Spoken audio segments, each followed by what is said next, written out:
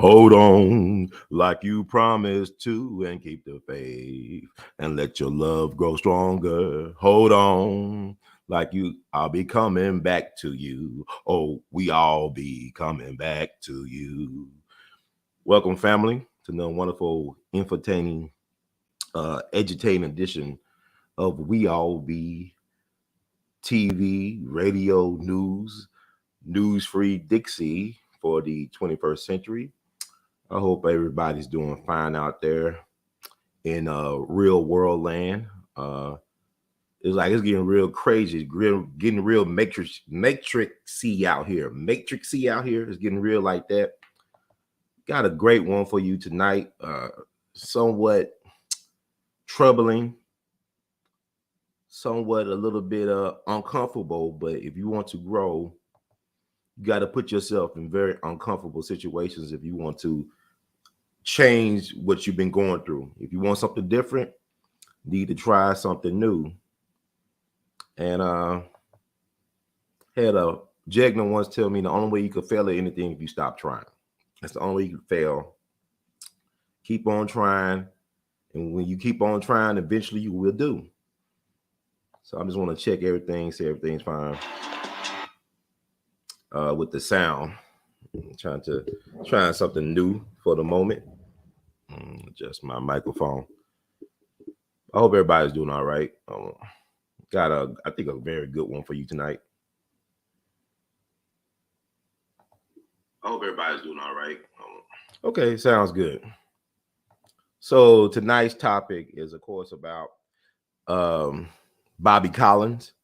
As you who are followers of We All Be, I normally will reference him from time to time. This situation, very unfortunate situation he finds himself in, even at the current moment. It's like a cautionary tale. But my thing is this. Like I said, I'm gonna slow down on doing a lot of interviews right now. Don't really feel like doing a lot of interviews. People send me folks I should interview. I'm not interested because I've been getting stories that need to be told. Stories like Bobby Collins' story, other stories out there. I've been getting an amazing amount of information about a lot of this marginalized stories, not well-known stories that are covered up for very obvious reasons. And I'm gonna be doing a lot of that, dedicate the next few weeks on this platform to exposing those type of stories so it can start generating content on the internet. I had a friend pass away on Saturday. Memphis music, a certifiable Memphis music legend. His name was Brother Howard Grimes. Howard Grimes was a phenomenal talent, was known as the Memphis Bulldog because the way he approached the drum, very tenacious, very consistent, very individualistic, but also a team player who finally got his due right before he passed away.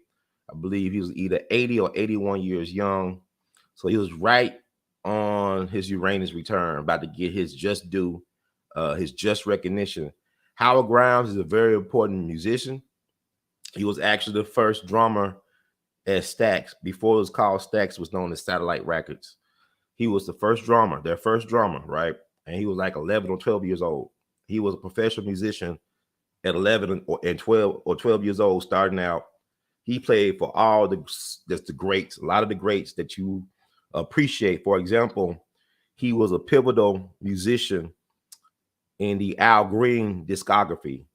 I think he played on about 10 of Al Green's albums. Al Green's is one of the greatest soul singers to ever touch a microphone, to ever grace the planet.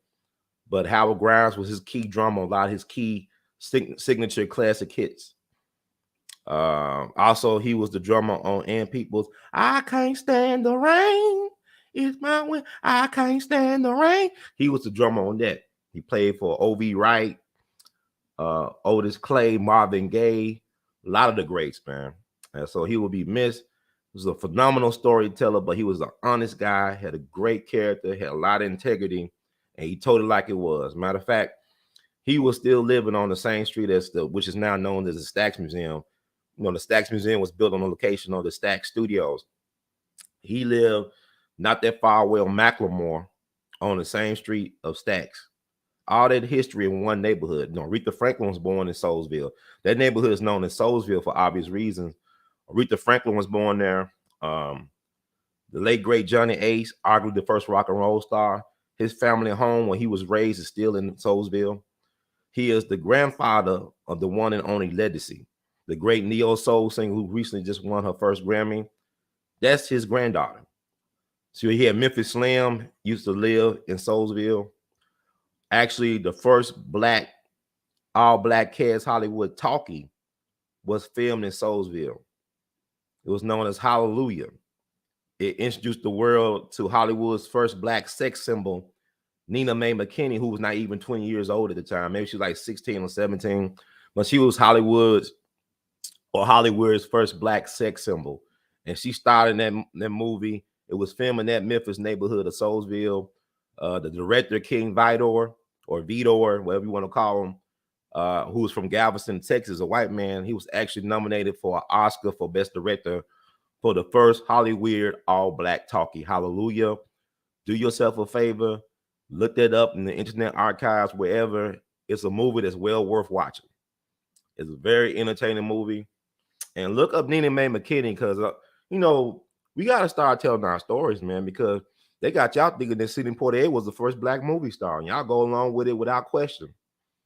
And he was not the first black movie star. That's an insult to Lena Horne, Paul Robeson, even Steppenfetchit, Hattie McDaniels, Louis Beavers. That's an insult. So I remember I talked to Bill Cosby this past summer. Right? We had the Cosby Show. Shout out to the folks who gave critical, substantive feedback on that podcast. And I remember talking to Bill this summer, and he was saying how we got to be the stewards of our history, of our stories. We got to tell our stories because once we get to Hollywood, we're not even a contributing factor in the telling of our own narratives. So it's imperative that black folks start telling their stories.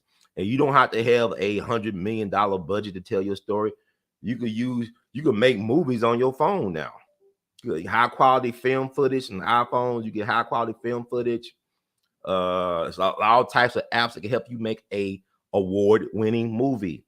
I challenge everybody out there: tell your story, stick to your narrative, stick to your guns, stick to your truths, and tell them, make them plain, and amplify them by any means necessary.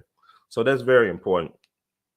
So this is why I'm here tonight. I wanted to tell this story for a while. This has been on my mind ever since I found out what happened to Bobby. Bobby got into some serious trouble with the law a couple of times.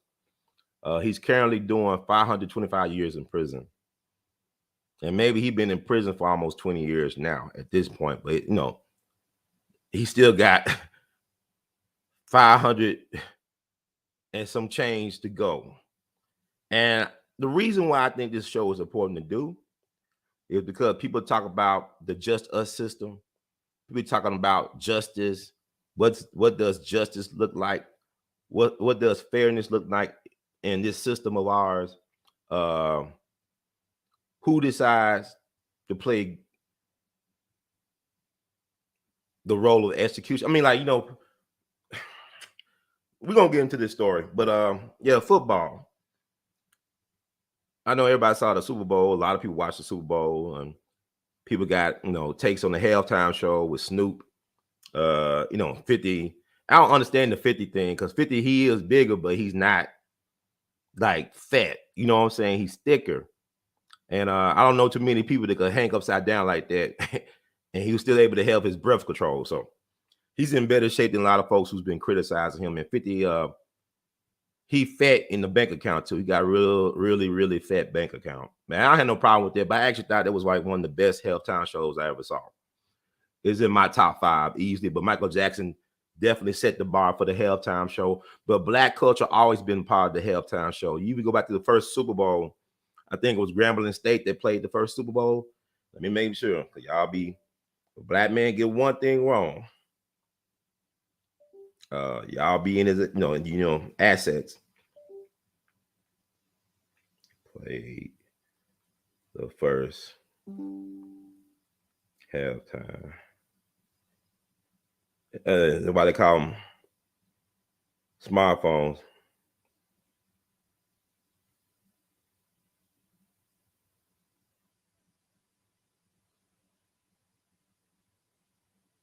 Okay.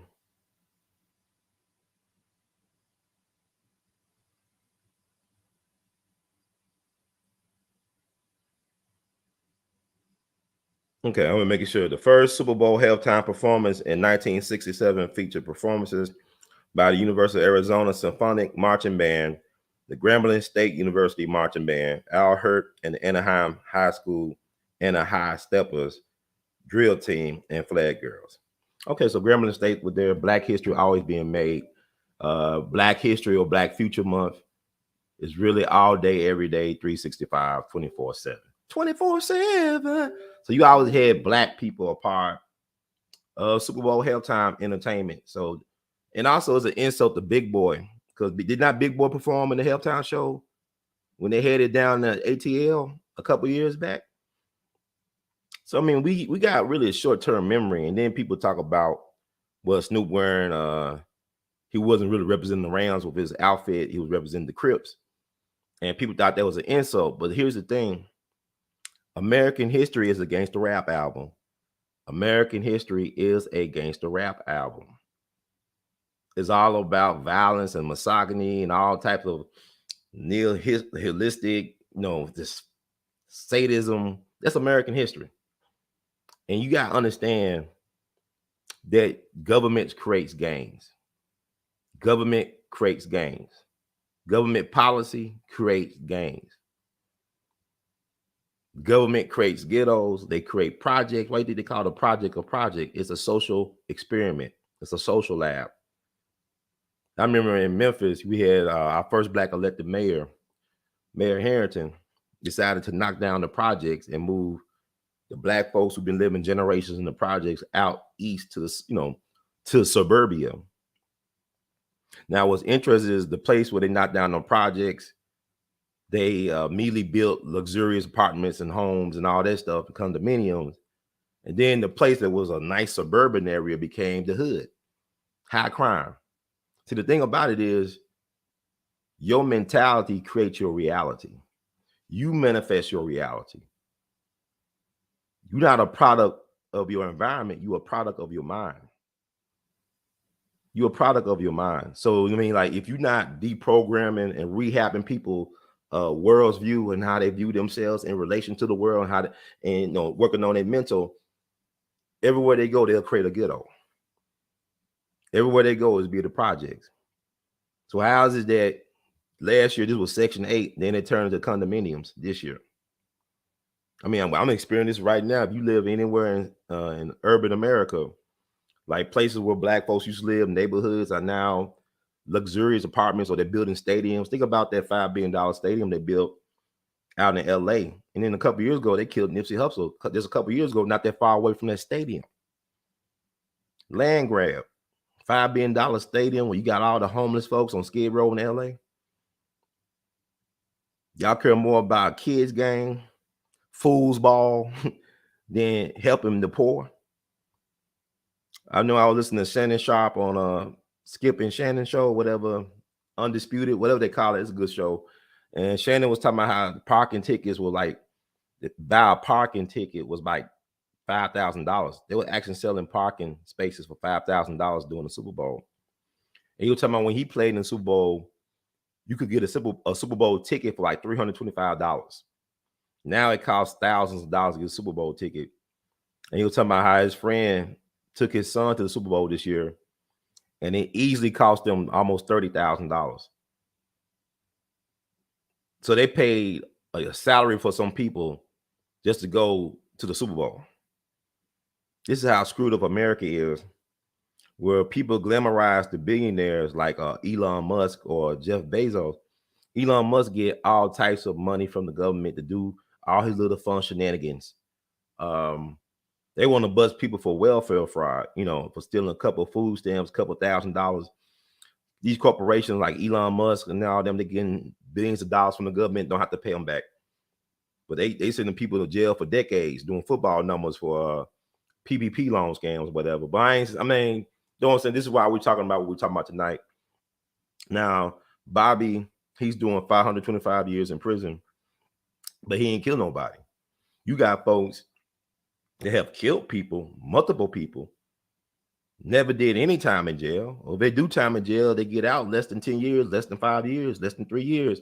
You remember that case? I'm not gonna look this up because I'm just tired of looking. Y'all can look it up. Because I know people always trying to catch a black man misleading y'all in a lie. Y'all, that's America's one of America's favorite pastime. Let's catch a black man in a lie. Let's discredit the black man if you get one thing wrong, one date off, one number off. But that white boy, that wealthy white boy who ran over all them people on the road, killed a whole bunch of people. And then the lawyer made a case that he had something like affluenza, that he was so wealthy that he was disconnected from society. He was disconnected from reality. You could be so wealthy and so insulated that you don't understand this normal social norms. And I after these last 2 years, I don't know what social norms are anymore. I really don't.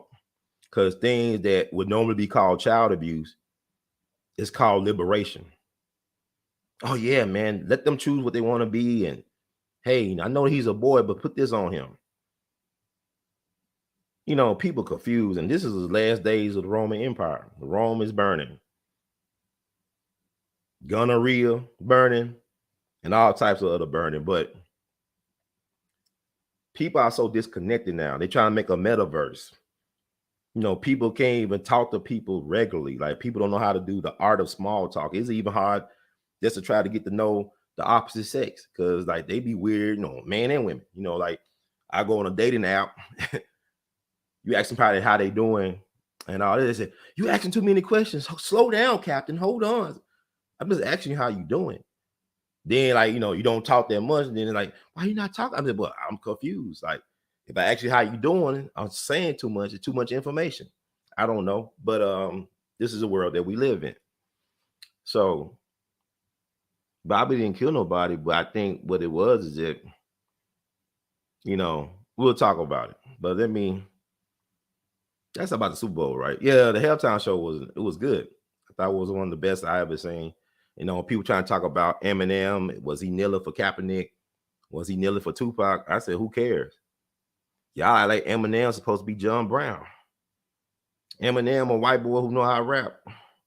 Like I say, I'll make a case that even Lil Wayne is more influential than Eminem. Eminem is popular, yeah. He's talented, but how many acolytes? How many Eminem acolytes are out there?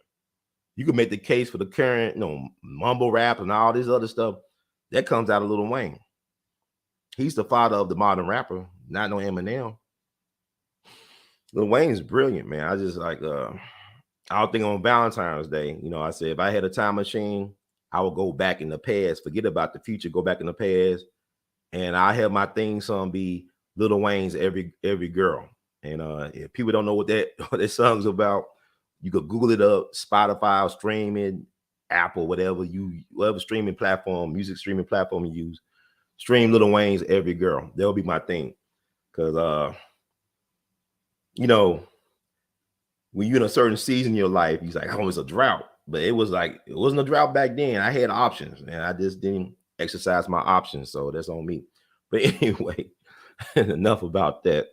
Let's talk about Bobby. Oh yeah, before I get too far along, let's touch on Super Bowl, because I don't do a lot of shows. I see a lot of y'all be jumping on and want to comment on everything. I don't got the energy. It's like folks that claim that they so busy and successful, they stay on YouTube and on live or whatever, just talking I don't see how they do it, because I didn't even, this was a game time decision to even do a show tonight, because I just be so like, I'm going through some stuff.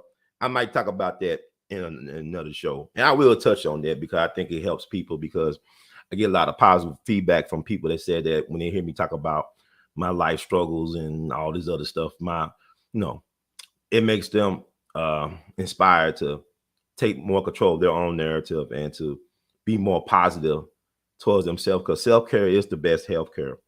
You got to take care of yourself before you take care of anybody else, because you won't be around to help anybody if you can't help yourself, maintain some health. So, couple minutes Super Bowl. Super Bowl was rigged, right? Y'all know this stuff is fixed, right? Y'all should have known when The Rock introduced the Super Bowl that the Super Bowl was fixed.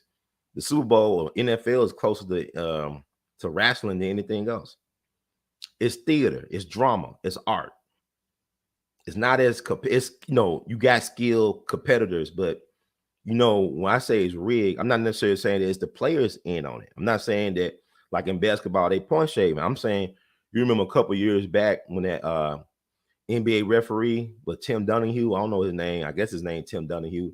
He talked about how they was fixing games because a lot of players were complaining about how the refs were calling games. Like some of the big time players like Tim Duncan, they were complaining about how refs were calling the basketball games. Come to find out, they were controlling the games and fixing them spreads for gambling for Vegas and stuff like that. So if you saw the Super Bowl on Sunday, you saw that no call on the face mask grab, which should have been called, where it led to Cincinnati Bengals scoring a touchdown. Like Higgins, like the wide receiver named Higgins, grabbed Ramsey, one of the best cornerbacks, on his face mask and turned his head around, then caught the ball and ran for a touchdown. Now the officials claim, the Zebras claim they didn't catch that, but the whole world saw it on replay. And there's no way they could have justified the Bengals actually winning the Super Bowl after they blew that call. Or did they really blow that call? But, you see towards the end, for the most part, they let them play throughout the whole game, right? Then towards like the last 2 or 3 minutes, they started calling everything. They got to make it look good. See, officials, they control the flow. They control the flow of the game. So they control how many points I really scored. They could mess with the one team's momentum. Because they controlling it. They could call timeouts, they could do a review and all this stuff. It messes with the momentum and all that stuff, but they control the flow. So, getting back to Snoop thing about the Crip thing, the government created the Crips. The government created that. The government created the mafia because they passed this thing called prohibition. It allowed for organized crime to get organized. And really the biggest organized crime people are in law enforcement. Law enforcement is real organized crime. Government is real organized crime. That's why I think it's funny when people talk about, the Kennedy assassination, they all talk about the mafia. The mafia is not bigger than the government. Even when you look at Italy, when Mussolini came to power, the mafia was afraid of Mussolini. And they supposed to have been in existence for centuries, but Mussolini was government. And he was backed by some powerful people like Hitler. So, y'all get it twisted. Mafia at best is like they Lagoon Squad for the CIA, or they was back in the day anyway. They hired assassins and all that stuff. But anyway, I digress. But if you think about in Chicago, where Fred Hampton was killed, Fred Hampton was actually influencing Jeff Ford and people like that and Larry Hoover.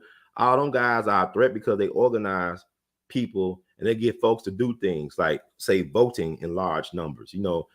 Jeff Ford was invited to the White House for helping Nixon win Chicago and Illinois. As you all know, back in 1960, it was Sam Giancana and the Chicago outfit that gave Kennedy Illinois when it should have been to Nixon. I think Nixon learned his lesson, and they got Jeff Ford of the Black Pinkstone Rangers, the L. Ruckins now, whatever, to swing the votes in Chicago his way. They say that even Jeff Ford got an invite to the White House to celebrate with Nixon. Who knows? Eazy-E met with President George Bush in the White House, and then several years later, he did. And that's another story.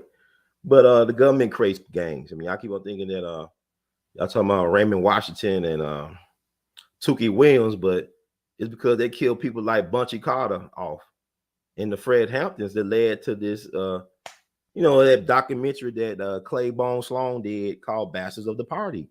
How the street gangs of L.A. happened because of COINTELPRO, because of what the government did to kill Bunchy Carter, to imprison Geronimo Pratt, who was Tupac's godfather, and a lot of other things, shenanigans. So y'all put too much blame on ourselves. Black folks so quick to blame ourselves. It's like with the crack epidemic. The government put that in the neighborhood. It's been proven. Gary Webb, Dark Alliance Webb series is still out there to talk about that. And they suicided Gary Webb back in 2004. He got shot. He shot himself in the head 2 times, but or something like that. But what I'm saying is, because we are not scholars, for the most part, a lot of us are not students of history. We're not stewards of our story. You keep on thinking that Black folks is just evil, pure evil, when it's the government that a lot of us serve as far as military, and some of the best soldiers were Black people and still are. We pay taxes to a government that disrespects our humanity, that thinks it's right to keep what is due to us as far as so-called Black people, our reparations. Every group in this country getting reparations. Gay people getting reparations now. Japanese got reparations, Jews, Indians.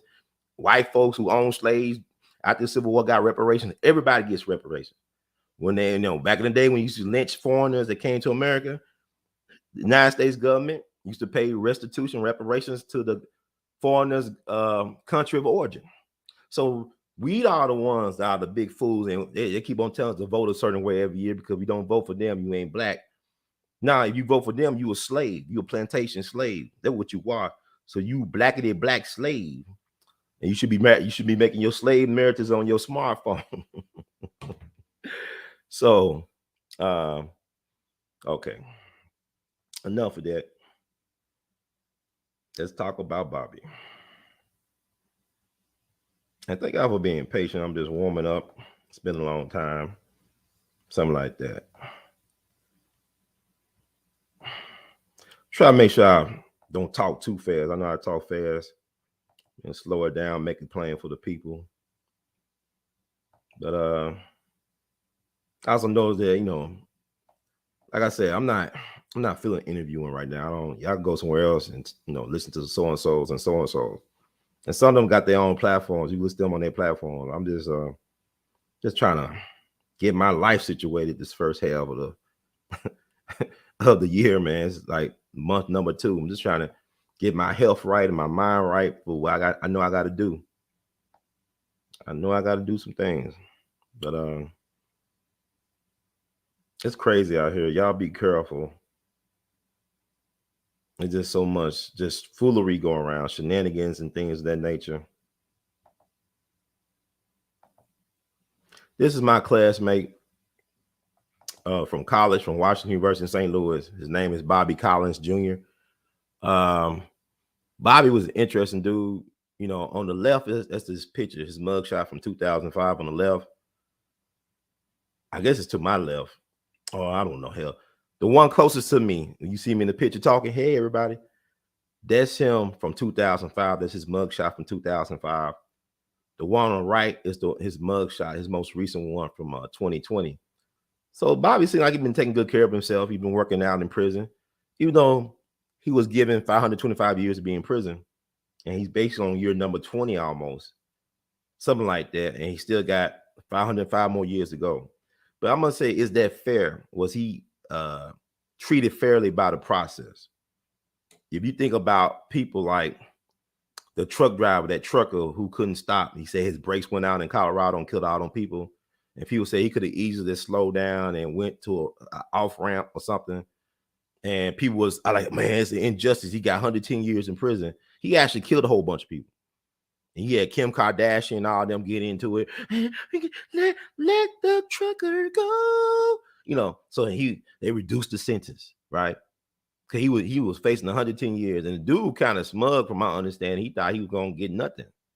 And he was married with wife and children or kid or child, whatever. But he got 110 years and he killed people. It could have been negligence he did, because like people were saying, he could have did certain things to stop that tragedy from happening. And folks were like mad about him getting 110 years. But what about a guy who didn't kill anybody? He got 525 years. And I'm not saying, and what he's been found guilty of doing, I do not condone. Best believe that. Understand? Like, I know y'all think a lot of y'all don't understand how you could defend Cosby and how you could defend OJ, because OJ didn't do it and they didn't prove Cosby raped anybody. It was not proven by the so-called accusers that he did anything wrong. It was not proven. The court ruling is illegitimate. It was unethical. It was proven by the Pennsylvania State Supreme Court that it should never happen, because they questioned the DA decision in calling these so-called character witnesses. I saw the appeal hearing back in December of 2020 when they were questioning the DA's so-called wisdom in calling these women to testify against Cosby because they had no evidence. People don't even understand that the police actually investigated Cosby after Andrea Constand's accusation. They couldn't find anything. It's like people forget that law enforcement, especially the FBI, went to Neverland Ranch and couldn't find nothing on Michael Jackson. Tom Snyder had a hard on. The DA down there had a hard on for Michael Jackson. They couldn't find nothing. And these are the same folks that helped produce the gun that killed Dr. King. I don't know what that's about. Okay? You tell me. But this is Bobby Collins. Good looking guy, handsome, charismatic guy. But he was accused of home invasion and rape back in 2002. It's an incident that happened March 17th, 2002. A home invasion and rape. And they say he did a couple other things, a couple other crimes as well. But here's the thing. Bobby Collins was a football star at one of the top colleges in the whole country and the world. Washington University in St. Louis is an Ivy League school. Washington University is a prestigious school. Herbert Walker, who's connected to the Bush family. I think George H.W. Bush's grandfather was a graduate of Washington University in St. Louis. He helped finance the 1904 World's Fair in St. Louis. And so the Bush family got strong ties to St. Louis via Washington University in St. Louis. You always see when they have presidential, campaign years, a lot of times one of the debate sites, whether it be for vice president or for president, will be held at Washington University in St. Louis. I was there back in 2000 when they held the presidential debates against Al Gore against George W. Bush. I was on campus, Secret Service. It was crazy. It's pandemonium, right? It was crazy, but they was there on campus. Back in 2016, Trump and Hillary debated also at Washington University in St. Louis. So this is a prestigious school. And in some way, I was able to get in. But Bobby was there too. Bobby was a non-traditional student. He was actually more closer to 30, whereas I was closer to 20. He was closer to 30 because he was a non-traditional student. But he excelled on the gridiron and on the baseball diamond. He was a very gifted athlete, and he actually set the freshman rushing record. He rushed for 1,000 yards his quote unquote freshman year back in 2001, and so he was a award-winning athlete. Got a lot of notoriety, well respected. When I first met Bobby, it was like a Thursday night. They had a thing called Jazz at Home's Lounge on the main campus, where several Thursday nights after semester, they'll have local jazz musicians play for the students while we study. And I had a friend, she was like one of the people that helped facilitate that event. She was she's a doctor now, beautiful sister, beautiful, gorgeous woman, brilliant, kind-hearted. Yeah, but she good people. But she introduced me to a friend, Bobby. When I first met Bobby was very charismatic. He was a good-looking guy, charismatic, congealed, had a great personality, as far as I knew. He was the type of dude that men wanted to be like and women wanted to be with. Once again, let me repeat, he was the type of guy that men wanted to be like and women wanted to be with. He had a lot of swag and confidence in himself. But he was, a cool cat, man. He was laid back to me. He was cool. Very personable. The next time I saw Bobby, it was the next time I seen him on campus, because he was around. He's a man, big man on campus. They did an article on him in the student newspaper. They spoke about how mature and responsible he was because he was a full-time student. He was going to the night college, full-time student. And also he was an apprentice plumber to his uncle. So he was working for his uncle as an apprentice plumber, had a full-time job. And he had going to school at night. And it's like he was making the grade. And also a very impressive athlete. He was a student athlete. It's like he had his life together. He had everything lined up. Now, the last time I saw Bobby before, my last time was seeing Bobby back in spring semester of 2002. Towards the end of the spring semester, right before I graduated, I was at the Hilltop Bakery on campus. And I was talking to this fellow female student. And Bobby was there, I think, with some people. He had a little small entourage, I believe. But Bobby was like different from my other encounters with Bobby. Bobby was very aggressive acting, kind of a little bit more edgier, kind of dark sense of humor type of thing going on, because the girl I was talking to, she felt uncomfortable around Bobby because he was making advances on her. And He was calling out her name and joking on her. And I ain't, I don't. I'm 22 years old. I'm not thinking that Bobby's really. I think he's just joking around with her. But she's taking it very. She's uncomfortable, and I think she ended up leaving. And that was the last time I saw Bobby. That was the last time I saw Bobby. And it was weird because I said, that's not the Bobby that I know. I don't recognize that guy, that Bobby Collins Jr. I don't know who that guy is, but it didn't really make sense to me until about 3 years later almost. Well, I read the student newspaper online. It says former WashU student and football star sentenced to 540 years in prison. And it had his picture like OJ style from '94. I think what Newsweek or somebody put OJ face on the front of their cover, and they manipulated how the picture looked to make it look more sinister. So that's what I immediately thought about. I said, damn, they OJ Bobby, man. His face all on the front page, and it's hard to find that exact article online. There's a lot of stuff is hidden about this case. And this is why I'm doing the show, to bring some light to what, the alleged allegations led to his conviction. I guess he's guilty, but who knows? You know what I'm saying? Cause the reason why I want to talk about this is because he was in a very unique situation before he got into all this trouble. Cause it's like he led a troubled life for most of his young adult life. He had a troubled life, but it's like he was a good person. I think everybody got a good and bad side, a light and dark side. But yeah, 540 years in prison. Now the article was dated January 31st, 2005. So actually they reduced it to 525. In the courtroom, the judge said 480 years. Then on the paper, it was 510 years. And then it went to 540 years. And then now it's 525 years. But I want to read these articles, some of these articles. And also I want to read parts of his appeal. He appealed the decision for how many years he was facing.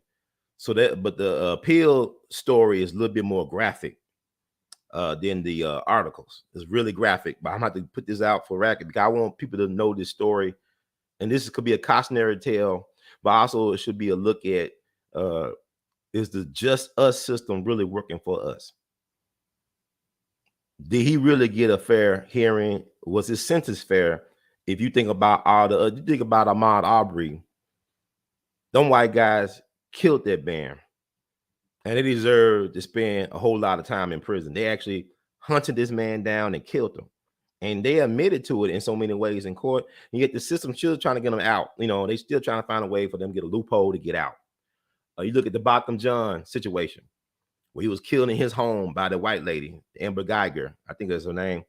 And then his family insult to his name and to his grave, hugging him or hugging her. His brother hugged the woman, try to feel on her, I guess. I don't know. Judge hugged her. Father said he want to, pray for her, and be a Christian and like to meet her one day, some weird stuff. And then the dude that came forward to testify against the woman, the judge just belittled and he lost his life. And nobody talks about this brother no more. The brother who did a profiles in courage and testified at the trial and told the truth, and they killed them and act like it was some just a drug deal gone bad. Right. And this is wrong with black people. We go hard for celebrities. We care about Nick Cannon, how many people he's growing, and if he wearing a condom or not. We care about Rihanna's baby bump or baby hump. We care about everything but the right thing. There's nothing wrong with having a good time, but it's a time and place for everything. That's biblical. So what I'm saying is, it's very important to talk about these type of cases. And Bobby is still around. Bobby is still a young man. He's in his 40s. He's a Taurus like me. I think that's why we got along the first time. But let me get through this because I want to keep this show about 2 hours. Let me see. And thank y'all for listening and being patient. We love you madly. But let's put the focus on Bobby. All eyes on Bobby Collins. All eyes on Bobby. Okay, read this article. WashU dropout sentenced to 540 years. And this is from the Student Life Archives of Washington University in St. Louis. Former Washington University student and football star Bobby Collins Jr. was sentenced to 540 years in prison Friday after being convicted on 20 felony charges last month, including forcible rape and armed robbery. On the morning of March 17, 2002, between 4 and 5 a.m., Collins broke into the home of a St. Louis woman he did not know. He proceeded to tie her up at gunpoint, then violently beat and sexually assaulted her for 30 to 90 minutes. Collins was arrested for this attack in August of 2003 in St. Louis after DNA samples Collins gave during an investigation for a separate robbery he committed matched those taken from the victim. In the St. Louis Post-Dispatch, Circuit Judge Margaret Neal, who presided over the trial, called the attack the most heinous that I have seen during my 12 years on the bench. Heinous crimes deserve harsh punishment. Collins was attending Washington University at the time of the crime. He was enrolled in University College from the spring of 2001 through the spring of 2002, when he was suspended for academic reasons. The dean of University College, Robert Wittenberg, was unavailable for comment Friday, although University College Registrar Maria Hunter said Friday that she had no information regarding Collins. While pursuing a psychology degree at night as a 27-year-old non-traditional student, Collins worked for his uncle as a plumber during the day and played football and baseball for the Bears. It was his football prowess for which he was most known. As a tailback for the Bears during the 2001 season, Collins broke the rookie rushing record by rushing 1,015 yards and scoring 7 touchdowns. His exceptional performance on the football field earned him the University Athletic Association's Offensive Player of the Year. With his unusually busy schedule and excellence on the football field, Collins was respected as a model for everyone. People say you can't get a Washington University degree, you can't work full-time, play football, and go to school, said head football coach Larry Kimball in an interview in the Record on December 2001 before Collins' arrest. All of us have that drive inside, but most of us don't get there. Bobby Collins is one of a few, and I think that really speaks to his maturity and perseverance. Ken Bone could not be reached for comment about Collins's sentencing. Despite these accolades bestowed upon him by the university community, Collins had a criminal past dating back before his time at the university. Collins spent about 3 years in a Denver prison on a crack cocaine distribution conviction. Although this sentence was half of what is usually suggested by federal sentencing guidelines, because Collins became a cooperating witness or informant for the FBI. Y'all hear what I just said? He was an FBI informant. In addition to his 540-year sentence, Collins faces several counts in a separate robbery case dating from July 2002 and charges of robbery and sexual assault in a Denver case after his DNA allegedly matched a sample taken in that case. So that's one version, right? I think that's important. So he was an informant, the FBI informant. That would explains how he was able to get into WashU, right? I mean, his background was hidden, covered up, whitewashed, I guess, because of his service to the government. So I got this guy, like I said, this guy was a non-traditional student. He was closer to 30 than he was to 20. But he got a second chance. You know, the government gave him a second chance. Normally we get federal sentence, you got to do most of that time, but he only did half of that time because he was cooperating witness for the FBI. So he sent some folks to prison. I guess he sent some high value folks to prison, and he got rewarded for it. And he's originally from St. Louis. And the thing about it is, maybe they just threw the book at him. I wonder, somebody brought up a good point to me when I was discussing this case. What happened to him 3 years in prison, though? Although he got a break, was he broken in prison? You know what I'm saying? Did they break him in prison? You understand? Psychologically, for him to do what he ended up being accused of and convicted of allegedly doing? That's what I want to know, because maybe he's Dr. Jekyll, Mr. Hyde. You know, because like when I first met Bobby, I didn't see this type of dark side to Bobby. I had no clue. It was a shock. It's like when you were a neighbor and they say, well, your next door neighbor is Jeffrey Dahmer or John Wayne Gacy. I didn't know they was nice guys. I didn't know nothing. I remember I heard talk to people that used to hang out with Jeffrey Dahmer in Milwaukee. Like this friend of mine said one of her girlfriends, they used to work with Jeffrey Dahmer at the chocolate factory. And he used to go over his house for happy hour. I said, they ain't smell no weird smells. I said, no, they used to hang out. Jeffrey Dahmer loved to eat black folks and dine with black folks. I can't make this stuff up. But anyway, he didn't even kill nobody though. See, the thing about it, he got all that time, didn't even kill nobody. He didn't kill nobody, but I'm gonna read another article from WashU that came out like almost 2 years before that article. This actually came out in 2003 in the Student Life newspaper. He got arrested back in 2003, and he was sentenced back in January of 2005 to 540 years in prison, but they got it down to 525. When I look at the database, when I was looking up his information online, the Missouri database, it said 525 years in prison, but that's still long. Why not just say life? Okay. So I'm going to read this article from August 27, 2003. Former WashU student, football star arrested on rape charges. Bobby Collins Jr., 29, was arrested Friday by St. Louis Metropolitan Police on 20 felony charges, including 2 counts of forcible rape.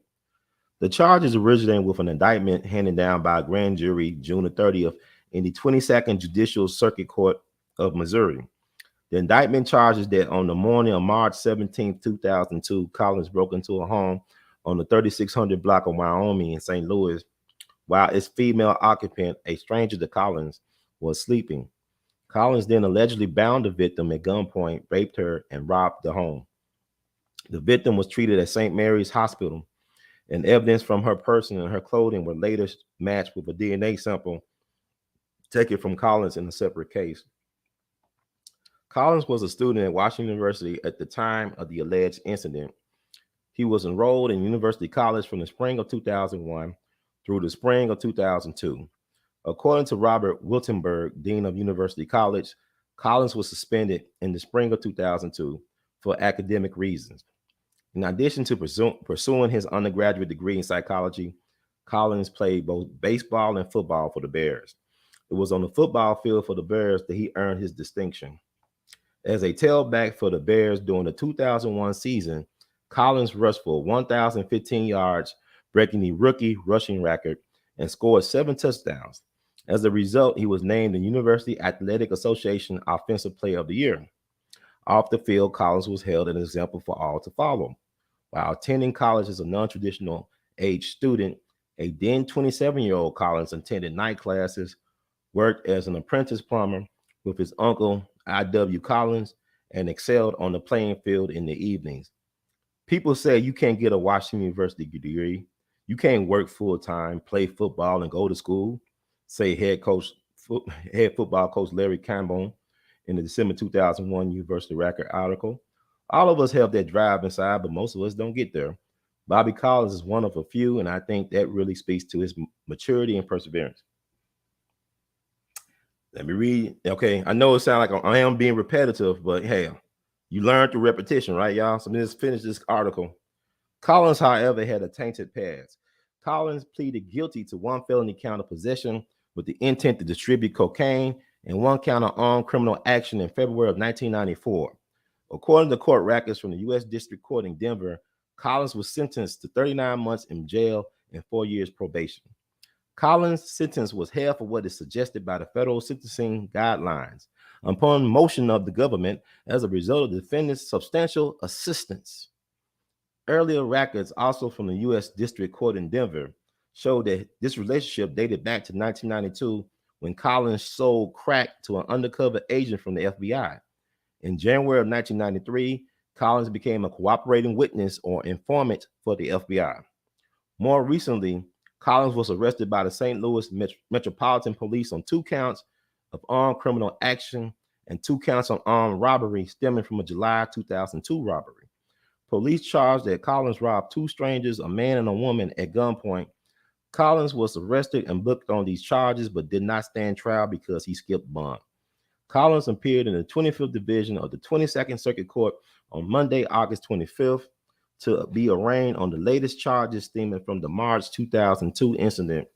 He is charged with 1 count of burglary, 10 counts of armed criminal action, 1 count of robbery, 4 counts of forcible sodomy, 1 count of attempted forcible sodomy, 2 counts of forcible rape, 1 count of kidnapping, and 1 misdemeanor count of third-degree assault.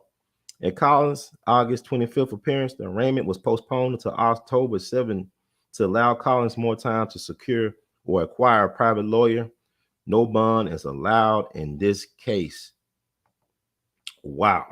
Okay. Wow.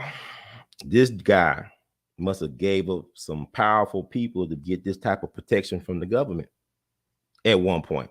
And it made me think about the Black Messiah movie. Well, y'all know at the opening, William O'Neill character, he got in trouble for posing as a police officer. He robbing, carjacking or stealing people's cars and stuff. And he made that deal. So Collins made a deal with the devil, which is the government. And he crossed the devil, and this is what he gets. He gets hell on earth for 500 something years. And he won't be able to do all that time. Lucky if he make it to 50 or 100. But we'll see. Because this is kind of strange, because the government had an axe to grind with old Bobby Collins, because he double-crossed him, I guess. But that's the nature of the business. He double-crossed the people he dealt with. They double-crossed. He double-crossed them. And, it's just, I want y'all to think about the stuff I just said. Just share with you all. This is very troubling. But this is not nothing new. Like I said, you can go back to William O'Neill with Fred Hampton. He ended up becoming Fred Hampton's chief bodyguard. And he's an informant for the FBI. He gave up the floor plans for Fred Hampton's West Side apartment that led to him and Mark Clark's death back on December 4th, 1969, state-sponsored assassination, courtesy of the FBI. So this dude was an FBI informant and cooperating witness. I'm sure he got some bad characters off the street, but I guess old habits die hard if all what they said in this article is true about what he did. My issue, too, is like the judge, Margaret Neal. Now, she was a judge from 93 to 2016. So she retired. But at that time, it was about, I guess, 2005.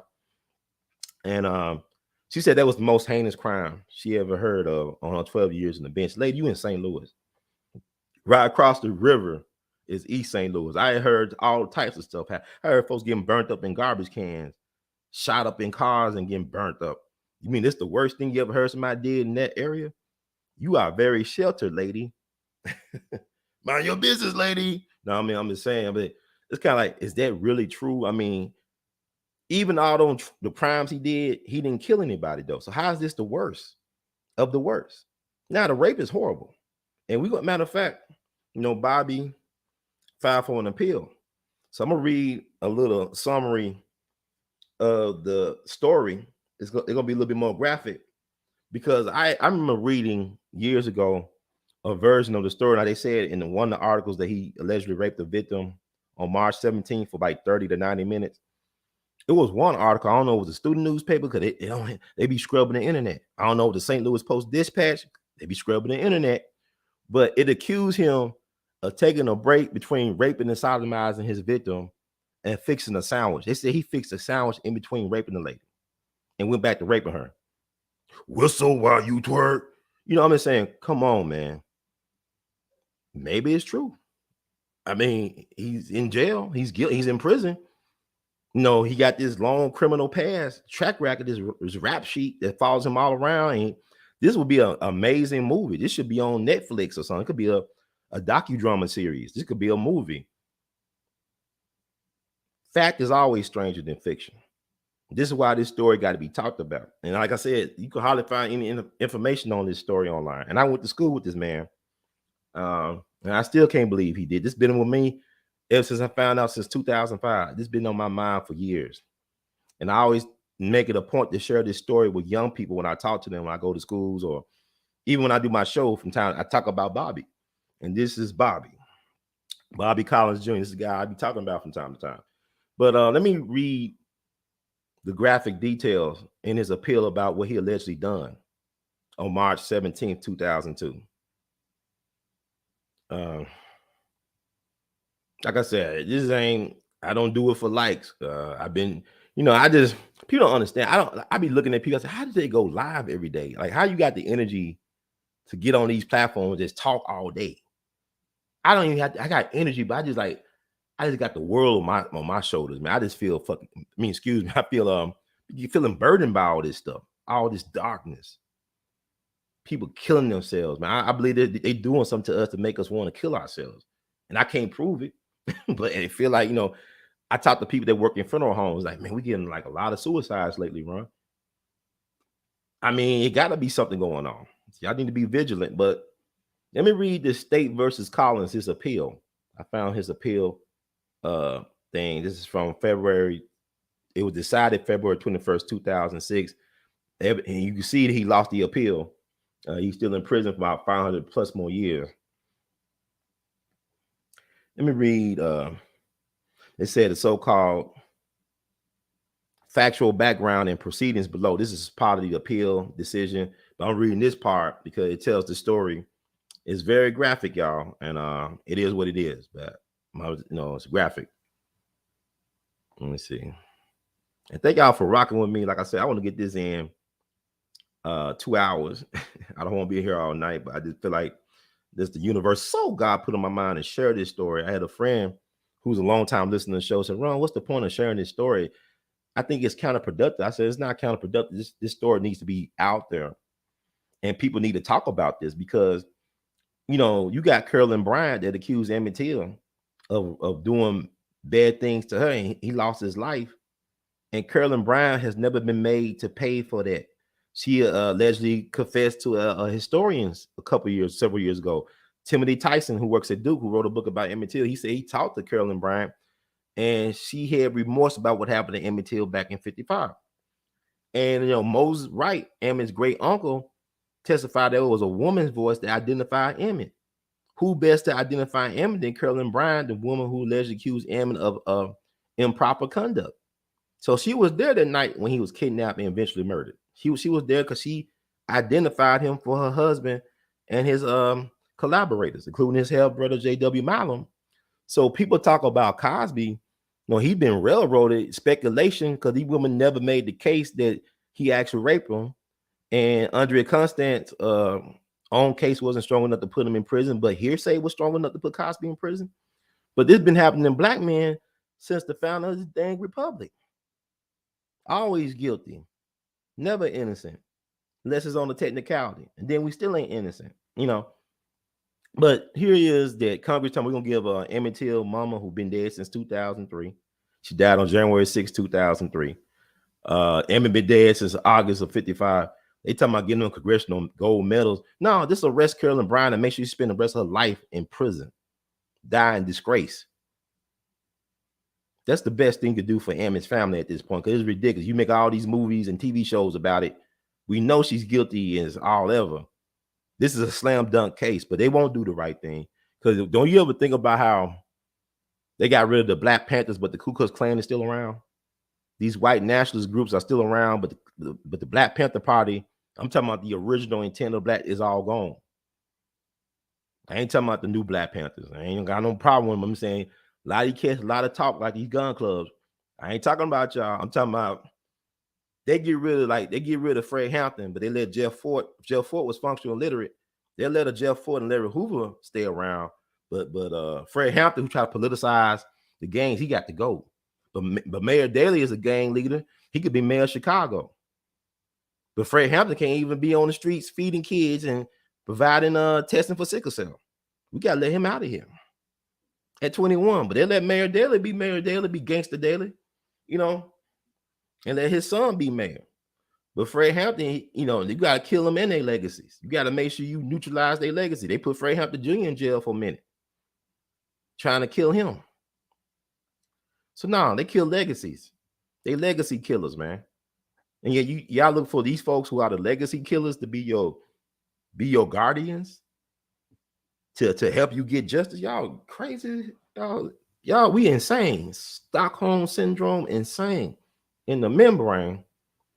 But this is where we at. But let me read the so-called factual background and proceedings below. This is a summary by the state of what happened the night of March 17th, 2002. I hope y'all can still hear me. They like to play games with my Wi-Fi. Oh my God. Viewed in the light most favorable to the judgment, the evidence shows the following.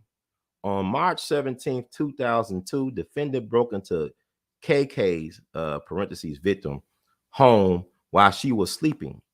She was sleeping on her stomach when she felt something heavy, like her cat jump on her. Then she heard the door outside her bedroom that led to the basement open and close. When she looked up from her bed, she saw a defendant standing in the doorway. Defendant turned off the light and jumped on top of victim. He put a gun to her head and told her to shut up or he would kill her. She fought, but defendant grabbed her head and put the gun down her throat. Once again, he told her to shut up or he would kill her. This time she complied. When defendant told victim that he was going to have sex with her, she told him that she was on her period.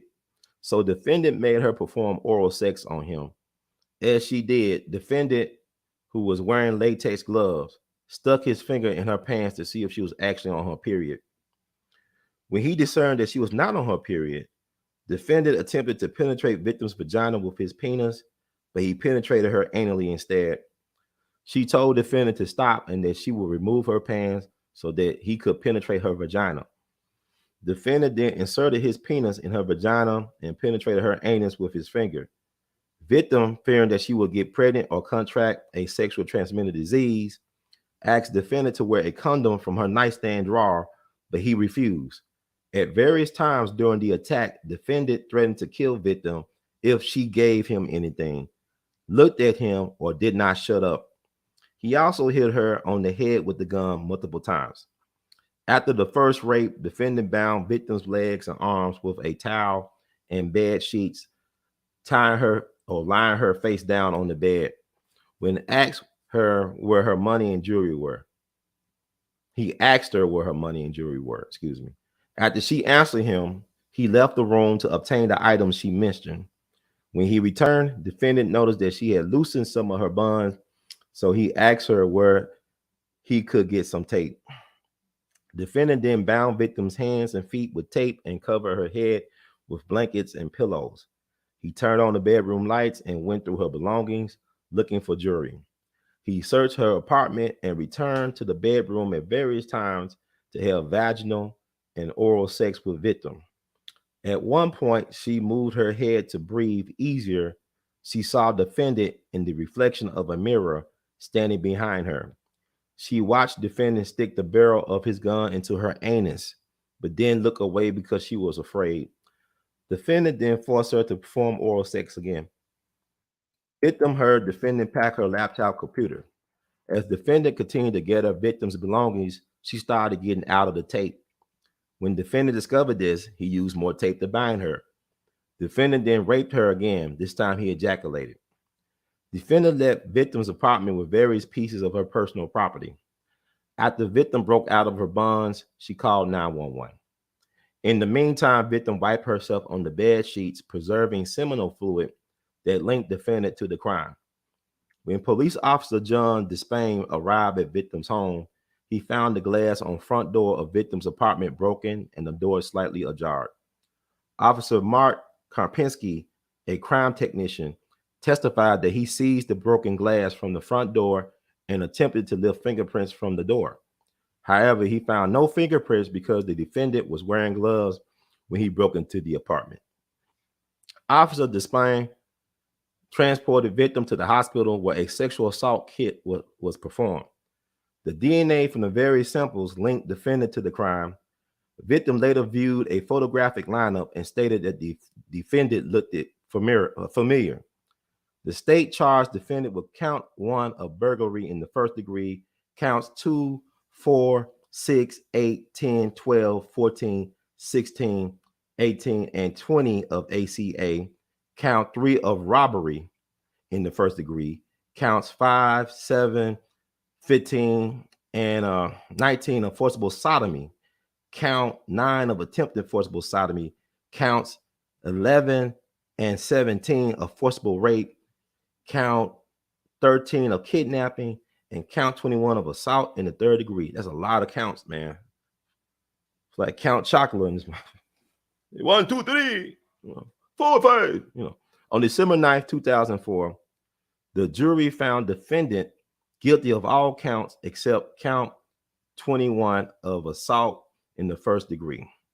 On January 28th, 2005, the trial court orally sentenced defendant to 15 years imprisonment on counts 1, 2, 13, and 14, and 30 years imprisonment for each of the remaining 16 counts 3 through 12 and counts 15 through 20. At the end, the court announced that all of these sentences shall be consecutive with each other for a total of 480 years. On February 2nd, 2005, defendant timely filed his notice of appeal. You remember that scene in Malcolm X? Y'all know I'm talking about that scene in Malcolm X. That scene in Malcolm X where Malcolm and Shorty was sentenced by the judge, and it said on each count 5 to 10 years, and Shorty passed out because the judge said concurrently, but concurrently mean they all get served, like all the counts will be served at the same time. So he will be serving 5 plus 10 years plus 5, 10 years. But what they did to Bobby was consecutively. So they added all those counts, then 30 years for the other counts. But they even got their math wrong because they said 480. The paperwork said 510. They end up saying 540, but now it's 525. So I guess he got some things knocked out after filing more appeals, I guess. But this is like his first appeal. And the decision was, hey, you guilty, dude. We gonna keep you in here. So that's what they did, and that's what they're doing. Now, with that said, like I said about the truck driver, I'm not. Look, when you read what he's accused of doing, what he was found guilty of doing, it's despicable. It's like, Bobby, if you wearing gloves, why won't you wear a condom to rape the girl? The girl even wants you to wear the condom, but you didn't want to wear a condom. You wear gloves, not help fingerprints, but you leave your semen inside of her for DNA evidence. Like, what are you thinking, dude? What's this disconnect? Because quite possibly he could have got away with it. Quite possibly, if he didn't leave no DNA. And then allegedly that DNA is tied to a similar case in Denver of an alleged home invasion and rape. So they got his DNA, fingerprints, everything. And he already was a criminal informant for the FBI. So you got a long rap sheet, and then you working for the government as a snitch. That's a street term, snitch, right? A rat, but everybody's snitching. That's another. I do a show about how everybody be snitching. One man snitches, another man's freedom fighter, or another person's informant. I don't know, but yeah, man, that's it's hard. When you read this stuff, it's hard to feel sorry for Bobby, man. It's hard. I can see why it'd be hard for a lot of people to have compassion, but I'm saying this though. There are people that have killed people.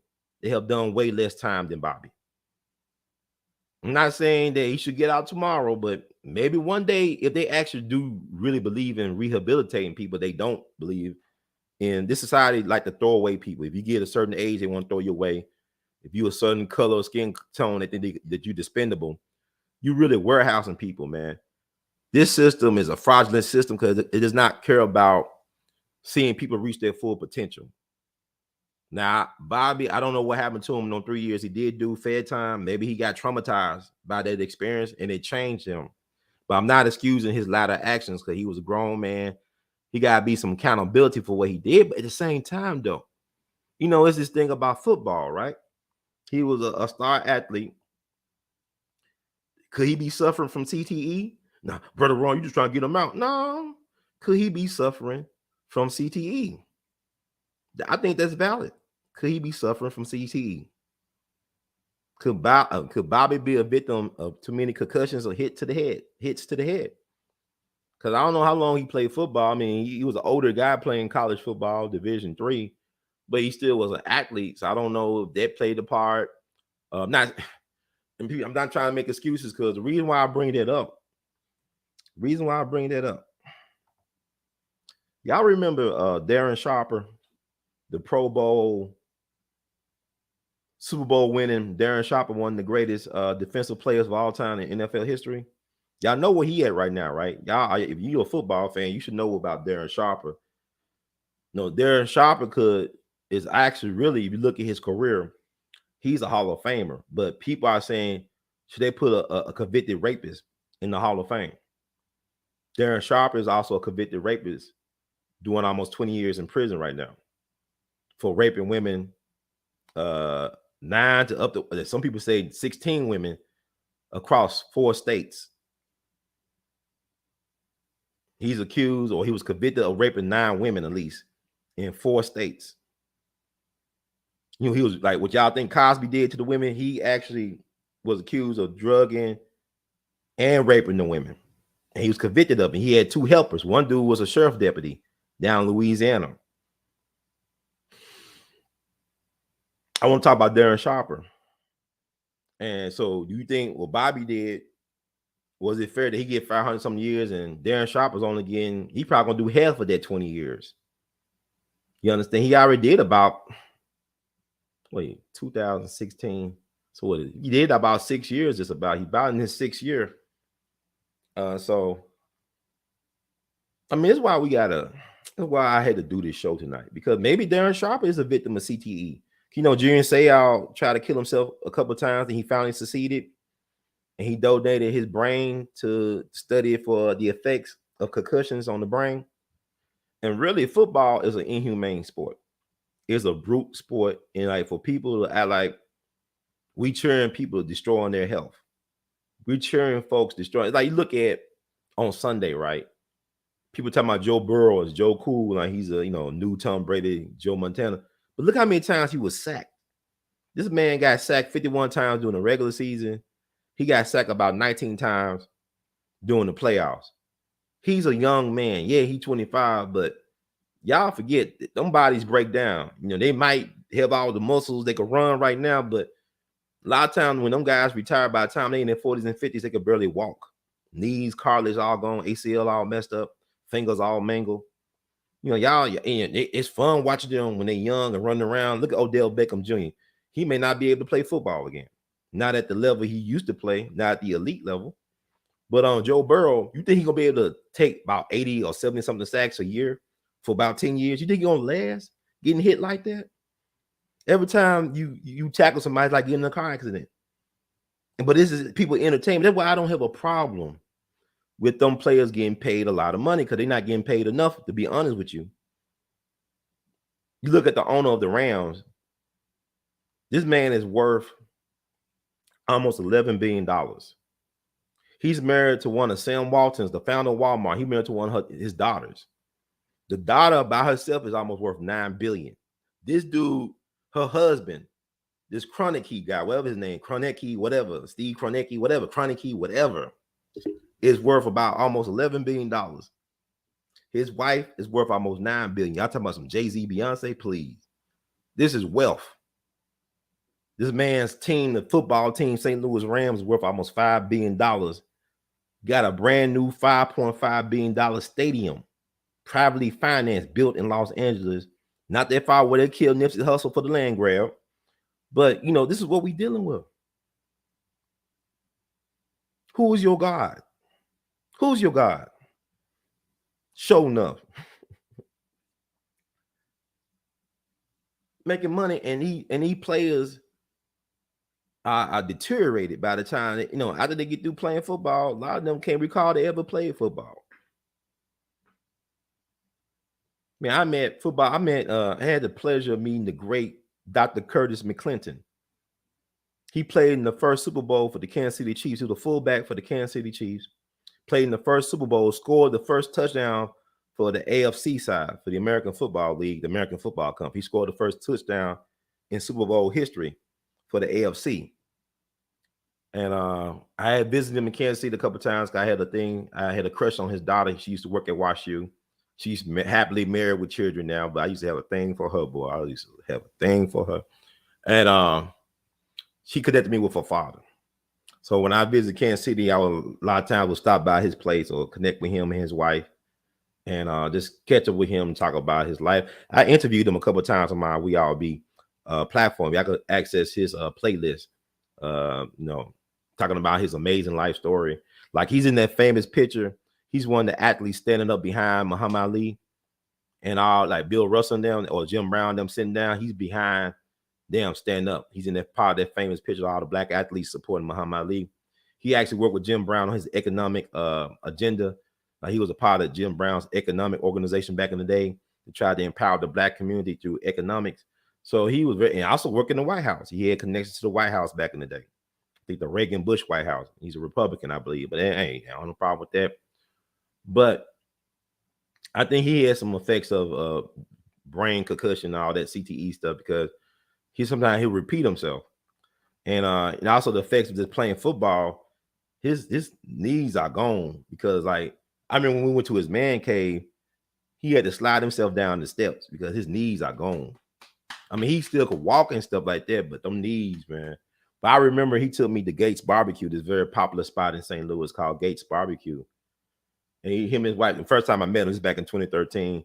First time I met him, and he's like, he was football royalty, man, because all of a sudden all these former NFL players came out and nowhere, started like he was the Godfather, like they was kissing his ring or something. Like they all came to pay their respect. He was a former football player.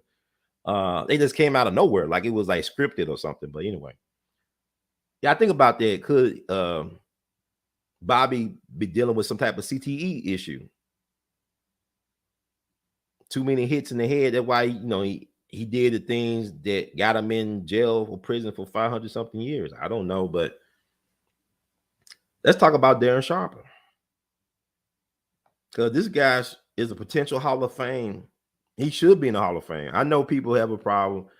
It's not the morality Hall of Fame, it's the football Hall of Fame. So you got all type of degenerates in these Hall of Fames. You got all type of sociopaths and stuff in the so-called Hall of Fames. Now, if this was the morality Hall of Fame, Darren Sharper has no business being in there. But since he was like an amazing football player, all decades team football player, like people talk about Matthew Stafford, the quarterback for the Rams, don't have enough accolades to be considered a Hall of Famer. I don't know, because Matthew Stafford, to me, if he can win one more Super Bowl, I think it'd be all right, because he can't help that he played for the Detroit Lions for most of his career. I mean, but to me, I look at Matthew Stafford, people talking about he throw a lot of touchdowns and interceptions. He's like a hybrid of Brett Favre and Kurt Warner. He's a real gunslinger. He's what people thought Tony Romo was. Tony Romo wasn't really. Tony Romo, yeah, I guess he had a little bit. He had some bravado to him, but Matthew Stafford is like, to me, he's a hybrid between Brett Favre and Kurt Warner, and these both are Hall of Fame quarterbacks. So I think but I mean, who knows? I don't really care, because Barry Bonds not even in the Baseball Hall of Fame. That's a joke. So the Hall of Fame don't mean nothing no more. Not to me. But let me thank y'all for rocking with me. But like I said, I'm gonna keep this under 2 hours. I'll keep on 2 hours.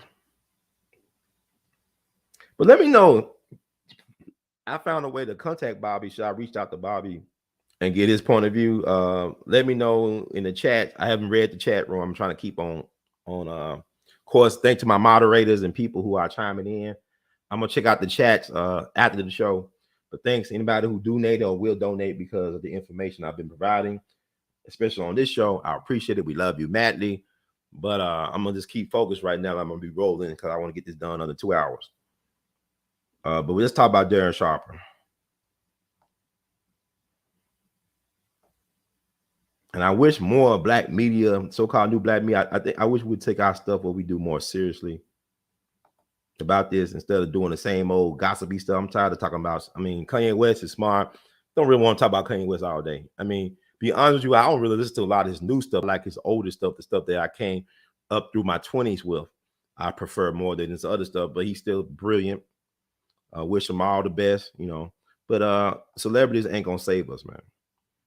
But we need to talk about this. This is very important. This is Darren Sharper.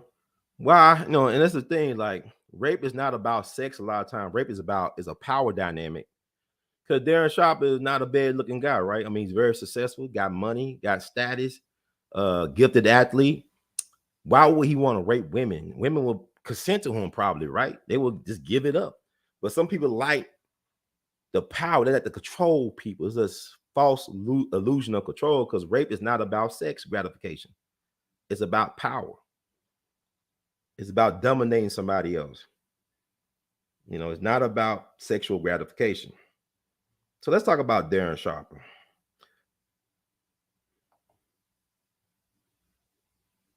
Let's talk about him. Darren Sharper, born November 3rd, 1975, is a former American football safety who played in the National Football League for 14 seasons. He played college football at William and Mary and was selected in the second round of the 1997 NFL draft by the Green Bay Packers, where he spent 8 seasons. Sharper played his next 4 seasons with the Minnesota Vikings, while his final 2 seasons were as a member of the New Orleans Saints. Recognized as one of the league's top defensive backs during his career, Sharper was a 5-time Pro Bowl selection and a 2-time first-team All-Pro, along with being named to the second team of the 2000s All-Decade team. He ranks 6th in interceptions and is tied with Charles Woodson and Rod Woodson for the most defensive touchdowns. Charles Woodson and Rod Woodson are both Hall of Famers. So he's elite. He's an elite defender, an elite athlete. And somebody said, don't say rape, say grape. It might be flagged. Oh, well, I have a backup. I ain't worried about it too much. That's why we got to find a way to get our own platform. Following Sharper's 2010 retirement, allegations surfaced that he drugged and raped several women across various states, leading to him being charged in 2014. Sharper pled guilty to the rape, I'm going to just say rape, and drug-related charges, and was sentenced in 2016 to 20 years in prison. So he pled guilty. Now, y'all want to say Cosby guilty, but this dude actually pled guilty. He didn't try to fight it. He pled guilty to the rape and drug-related charges and was sentenced in 2016 to 20 years in prison. As a result of his guilty plea, he was removed from the William and Mary Athletics Hall of Fame, while debate has loomed over whether his Pro Football Hall of Fame eligibility should be disqualified. I mean, if he was a great player, what they had to do with him being a great rapist? I mean, we celebrate Columbus Day, but that's another. I'm not going to take this longer than 2 hours. Let me see. Let me get down to the accusations. He was Super Bowl champion. He was with the Saints, where they beat the Indianapolis Colts with Peyton Manning. Drew Brees was the quarterback for the Saints, and I'm just trying to get down to that rape stuff. That stuff is interesting. I'm saying, think about it. The dude I know, he got 500 years. Not saying that he's better or worse than Sharper, but it looks like, put this in comparison. Oh my God. Let me just read some of this stuff.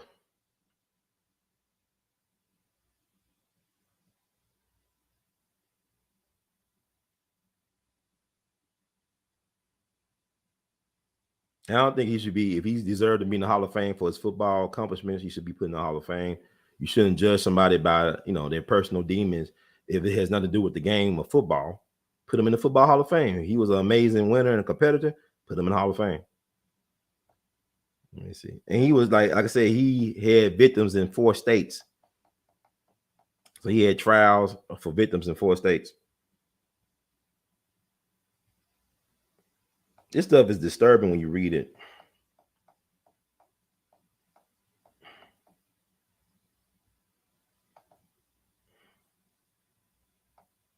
I'm trying to get through this.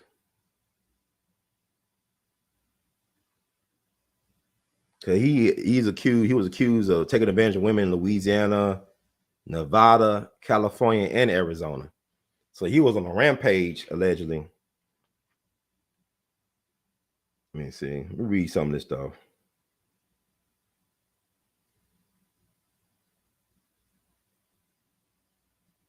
Allegations. On March 18th, 2011, 2 women filed a criminal complaint against Sharper with the Miami Beach Police Department, alleging they were possibly sexually assaulted after passing out at Sharper's condo on his couch and waking up to find their underwear missing. The women were in Miami for spring break and were students from the University of Georgia. On March 17, 2011, the women had been brought to Sharper's condo by a mutual friend, nightclub promoter Oscar Payano, and had passed out on Sharper's couch. One of the women claimed she woke up to a man attempting to place his penis in her mouth, but pushed the man away. She alleged that when she woke up again, a man was lifting her dress. She immediately woke her friend and told Payano about the incident. Both women discovered their underwear was missing and were taken to the hospital by Payano, where they underwent rape examination. On March 23rd, 2011, Miami Beach Police Department closed the investigation 5 days after the incident. The Miami Beach Police Department's records showed no evidence the detective in charge of the case sent the rape kits for a detailed examination, had spoken to Darren Sharper, or had visited Sharper's condo where the alleged assault had taken place. On February 2nd, 2013, Sharper allegedly helped drug a woman who was working as a model at a pre-Super Bowl party in New Orleans and was consequently raped by Sharper's friend, Brandon Liciardo. I don't know. Call him Brandon A.L.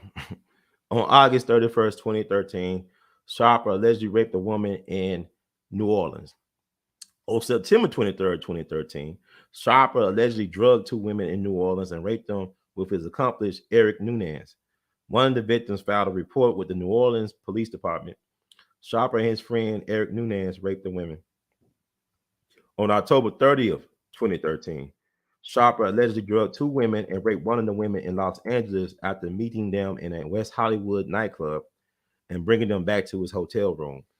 On November 7, 2013, the victim filed a police report with Los Angeles Police Department. On November 20th, 2013, Sharper allegedly met 3 female Arizona State University students in Tempe, Arizona, and raped 2 of them after drugging them. Both women immediately underwent assault examinations within 12 hours of the assault and filed a police report with the Tempe Police Department. On January 14, 2014, Sharper allegedly met 2 women in West Hollywood nightclubs and proceeded to take them to his hotel room, drugged them, and raped one of them. Both victims reported the incident to the Los Angeles Police Department and underwent rape examinations. On January 15, 2014, Sharper allegedly met 2 women and a man in a nightclub in Las Vegas and drugged all 3. He proceeded to take the women to his hotel room and sexually assaulted them both. Man, this man is very prolific and busy, right? Got a lot of free time doing all this stuff, alleged this. But one thing I noticed that the women, the alleged victims, immediately went to the police to get examined for rape, to report and also get examined, get a rape examination. See, that's the thing I got a problem with the Cosby stuff. Right? These women, not only did they go to the police right away, but they didn't go back to no Darren Sharper. They didn't go back to him. They stayed away. Even with Bobby's case, the girl made sure she saved the evidence and rape kit and stuff at the hospital. And I'm sure she don't want Bobby to come back if that was Bobby to do what he did, from the first time. Especially if he had the audacity to stop in the middle of raping her to fix a sandwich to eat. I don't, Bobby's in prison. Maybe we have him on to tell his side. I don't know. This is weird. But you also got to think about this too. I remember that, people talking about Ben Roethlisberger, right? Ben Roethlisberger, who just retired as quarterback. He was a quarterback of the Pittsburgh Steelers for a number of years. Definitely a Hall of Fame, a first ballot Hall of Fame quarterback, 2-time Super Bowl champion. But Ben Roethlisberger was accused of raping women, especially when he won Super Bowls. He was accused of raping women. 2 women were raped, and then they say he had a partner with him that was law enforcement, I believe, from Pennsylvania, like a state trooper that was with him on at least one of the alleged rapes. But they covered it up. The NFL, you don't hear nothing about Ben Roethlisberger being accused of raping women. That's why they probably never won another Super Bowl, because normally when he win a Super Bowl, that's when a rape accusation came out about Ben Roethlisberger or Rapisberger. Oh no, so I'm saying like this a bunch of hypocrites, because evidently Sharper been doing this for a while. Probably when he was playing ball as well too. I don't know these people, but I just think it's interesting. Maybe the CTE, maybe he having too many hits, concussions have affected his behavior. It's possible. It's possible.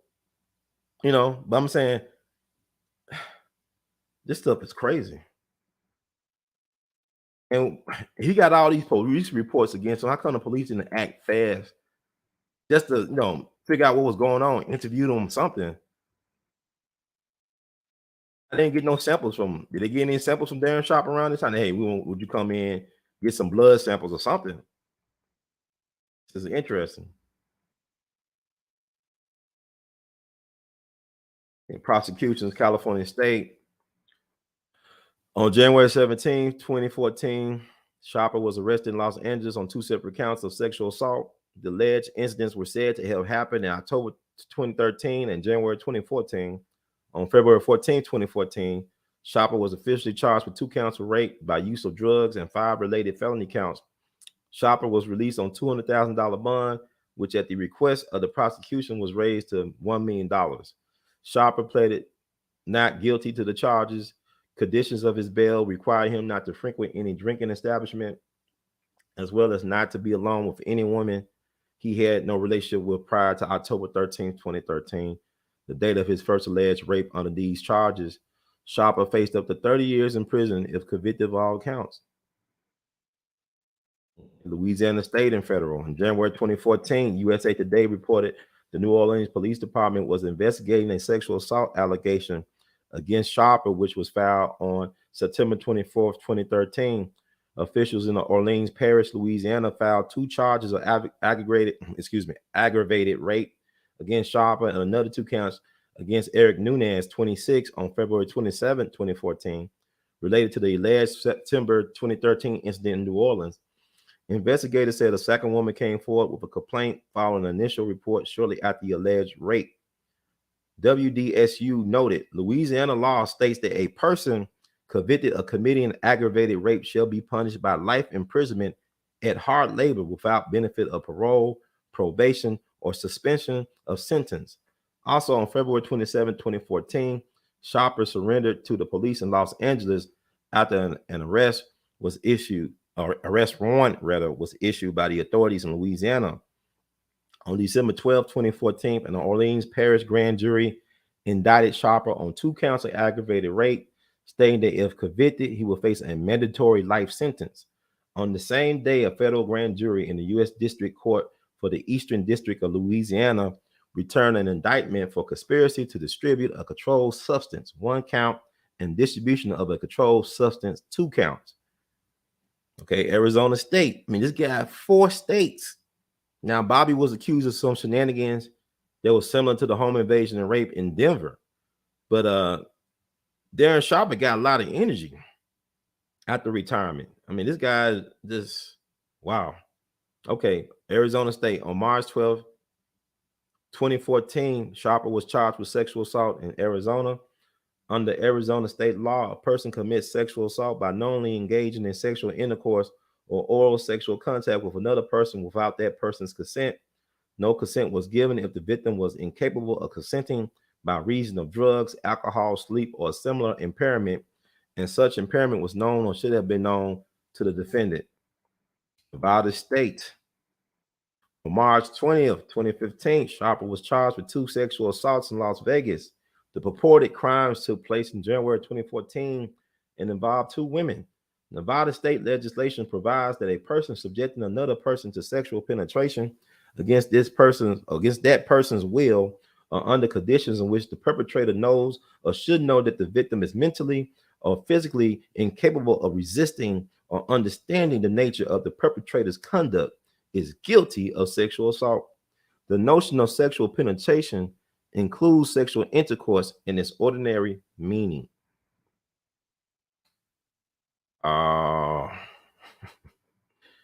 Man, this is crazy. So how many years? You think he should get more than 30 years of doing all the stuff that they said they was able to prove that he did? This is ridiculous. But it said guilty pleas and sentencing. California and Arizona. Later on March the 20th, Sharper's lawyer said that Sharper had reached a plea agreement to resolve all the charges against him. He appeared in court in Los Angeles on March 23rd to enter guilty pleas to sexual assault in Arizona by video conferencing and no contest in California to raping 2 women he knocked out with a potent sedative mixed with alcohol. The Arizona judge sentenced him immediately to 9 years in prison with no chance for early release. On November 29, 2016, Sharper was sentenced to 20 years in prison by Los Angeles County Superior Court Judge Michael Pastor. Sharper's plea deal allows serving half the time minus time already served. As a nonviolent criminal, Sharper might also be eligible for parole since raping an intoxicated person is a nonviolent crime in the state of California. You see what it said? Raping an intoxicated person is a nonviolent crime in the state of California. Only in California. Okay. Nevada. On March 24th, 2015, Sharper pleaded guilty to a single count of attempted sexual assault on 2 women in Las Vegas. He agreed to serve 3 to 8 years for this crime. He was formally sentenced on October 27, 2016. But he did about 6 years already. Just about. On May 29, 2015, this Louisiana federal. On May 29, 2015, Sharper pleaded guilty in federal court to conspiracy to distribute alprazolam, diazepam, and zolpidem. I don't know if I'm saying it right, but it is what it is. With intent to commit rape and 2 counts of distributing these substances with intent to commit rape. Wow. He accepted a 9-year sentence and a plea deal for all charges against him. However, on February 18, 2016, U.S. District Judge Jane Treach Malazzo, I guess Trique? It's Trique, I don't know. Malazzo rejected the deal, saying this court cannot accept this plea agreement, and noted that the federal pre-sentence report called for a range of 15 to 20 years. On March 22nd, 2016, Judge Trick Malazzo approved a new deal under which the proposed length of imprisonment fits the above range. On August 18th, 2016, Sharper was sentenced to 220 months, that's 18 years and 4 months of incarceration, followed by 3 years of supervised release and a $20,000 fine. The following week, he was sentenced by Louisiana state judge to 20 years in prison, stemming from 3 counts of rape. All imprisonments will run concurrently, so they won't be adding up to no 100+ years. So they're saying that all the imprisonments, like, you know, if he was sentenced to 3 to 8 years in one or to 20 years in the other, they all run at the same time. So once out of prison, Sharper must register as a sex offender and comply with a sex treatment condition as part of the 3-year supervision program. Court records list the total of 9 victims involved nationwide, but according to the judge, there may be as many as 16. She was only 16. Only 16. Okay. So yeah, his co-defendants, right? Or accomplices. This dude, Brandon Liccardi. I don't know. I mean, I don't hold me on these names, y'all. These people have these little names. Like my mom's a teacher. She's talking about how it's hard to pronounce some of these names on her student list or roster. Those interesting names, but let's go with Brandon Liccardi of Monroe, Louisiana, and Eric Nunez of New Orleans pleaded guilty in connection with the alleged drug and rape plot. Liccardi is a former sheriff's deputy. Remember what I said? Well, Ben Roethlisberger was accused of raping one girl that allegedly was a police officer from the state of Pennsylvania present as his so-called bodyguard. I think it was a state trooper. He had a state trooper escort, but it's another story. So he said Liccardi is a former sheriff's deputy in the New Orleans suburb of St. Bernard Parish. That's the same parish that wouldn't let black folks come in after Katrina happened, right? They forced black folks to walk back across the bridge to New Orleans at gunpoint.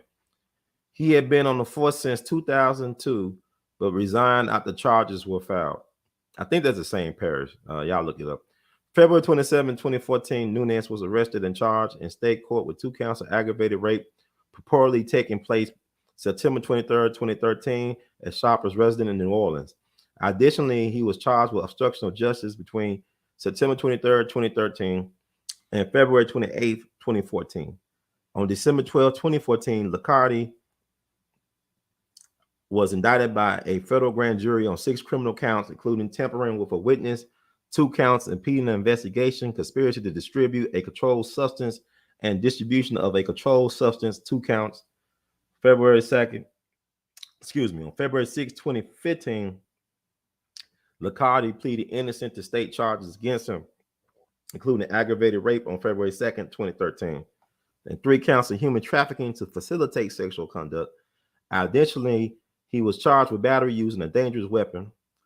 On July 24th, 2015, Nunez was federally charged with conspiracy to impede an investigation.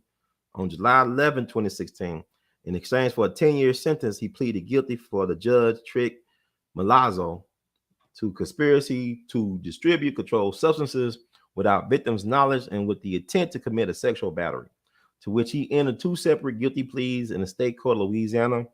Under Louisiana state law, sexual battery includes touching of the victim's private body parts while the victim is incapable of understanding the nature of the act, and this inability is or should have been known to the defendant. On July 15, 2016, Licardi pleaded guilty before the same judge to conspiracy to distribute controlled substances with the intent to commit crimes of violence, including rape. In state court, he pleaded guilty to 3 counts of human trafficking and 1 count of forcible rape, and agreed to a 17-year prison sentence. On October 20th, 2016, both men were formally sentenced by the federal court. On October 27th, they were sentenced on Louisiana state charges. Criminal District Judge Karen Herman ordered that each defendant's prison term mirror and run concurrently with his federal sentence. So they're not giving these folks like football numbers. They're getting little low numbers. So unlike Bobby, which his stuff is consecutively, theirs are concurrently. So they'll get out in under 20 years. Less than that, actually. And you notice this white women are over these judgments. Like even in my former classmate's case, it was a white woman that said this is the most heinous crime. And then there's a white women involved in sentencing these guys. I'm not saying that they innocent, but I'm saying this is like lynch law and all these phases. It really was white women that caused black folks to start getting lynched in large numbers after the Civil War. White women led the charge in lynching of black males. I'm not saying these guys are innocent. I'm saying America is a gangster rap album. American history is a gangster rap album. And so why was he able to get away? I mean, this man got off, really. You think about it. He didn't get, like, Bobby was never a millionaire, from my understanding. He never was a multi-millionaire. He never played professional football, but this guy is a possible Hall of Fame football player with resources, Super Bowl winner. And he was able to prolong justice, keep justice delayed for so long involving his sexual assault situation. I think it's interesting.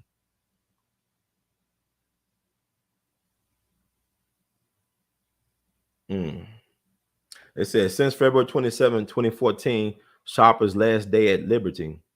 I guess so. He's been in jail, in prison since 2014. The lingering question was how he managed to hurt at least 9 women over many months. He did this over months, y'all. And still, y'all talking about Cosby. See, this stuff don't add up. These women ain't going back to Sharper to get raped some more. They went immediately to the police to get the rape kit stuff done. So he had a paper trail. Unlike the Cosby women that kept on coming back. Oh, he's assaulting me. He made me feel uncomfortable in the dressing room. He didn't touch me or nothing. He was behind my back doing actor exercises. And I felt so uncomfortable. And I had a dressing room and they paid me well. And no, these women were actually assaulted. And he pled guilty to it. So the criminal justice official speculated that the answer may lie in the perpetrator's high social and financial status, affording him well-qualified lawyers prosecutors hesitated to confront. If his name was John Brown, he would have been in jail. And he would have been hanging from the goddamn gallows. The official said, if a woman says he's the guy that raped me and you help corroborating evidence to show that they were together and she went to the hospital and she could identify him, that guy goes to jail. Another official elaborated that the DA's position and administration position was because this was a high profile case, we want to make sure we do this the right way. It was mainly because of the celebrityness. Over time, Sharper's actions became more and more sophisticated. He did not make self-incriminating statements. He traveled often. His criminal activity spanned 4 states, making it hard to detect. Prescription sedatives mixed with alcohol made the victims unconscious and unable to remember, undermining their credibility with the police.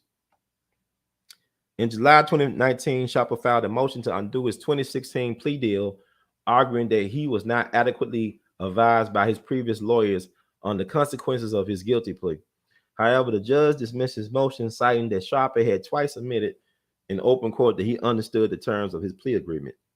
So now he's trying to get out of something and it's too late. The noose is around his neck, but he's not going to do no 500 plus years in prison. He'll be out in less than 20 years. And might be in the Hall of Fame, the Football Hall of Fame by then, because they shouldn't hold it against him. Because that's the case, y'all got to kick Lawrence Taylor out the Football Hall of Fame for all the shenanigans he got involved in over the years. And Lawrence Taylor, people talking about Aaron Donald, but Lawrence Taylor might have been the greatest defensive player in all time in football history. Lawrence Taylor retired Joe Theismann. If you had a Lawrence Taylor around, Tom Brady would not have been playing for 20-something years. That's all I got to say. But anyway, that's interesting. Like, so let's say Bobby's guilty of everything. He's guilty of all that.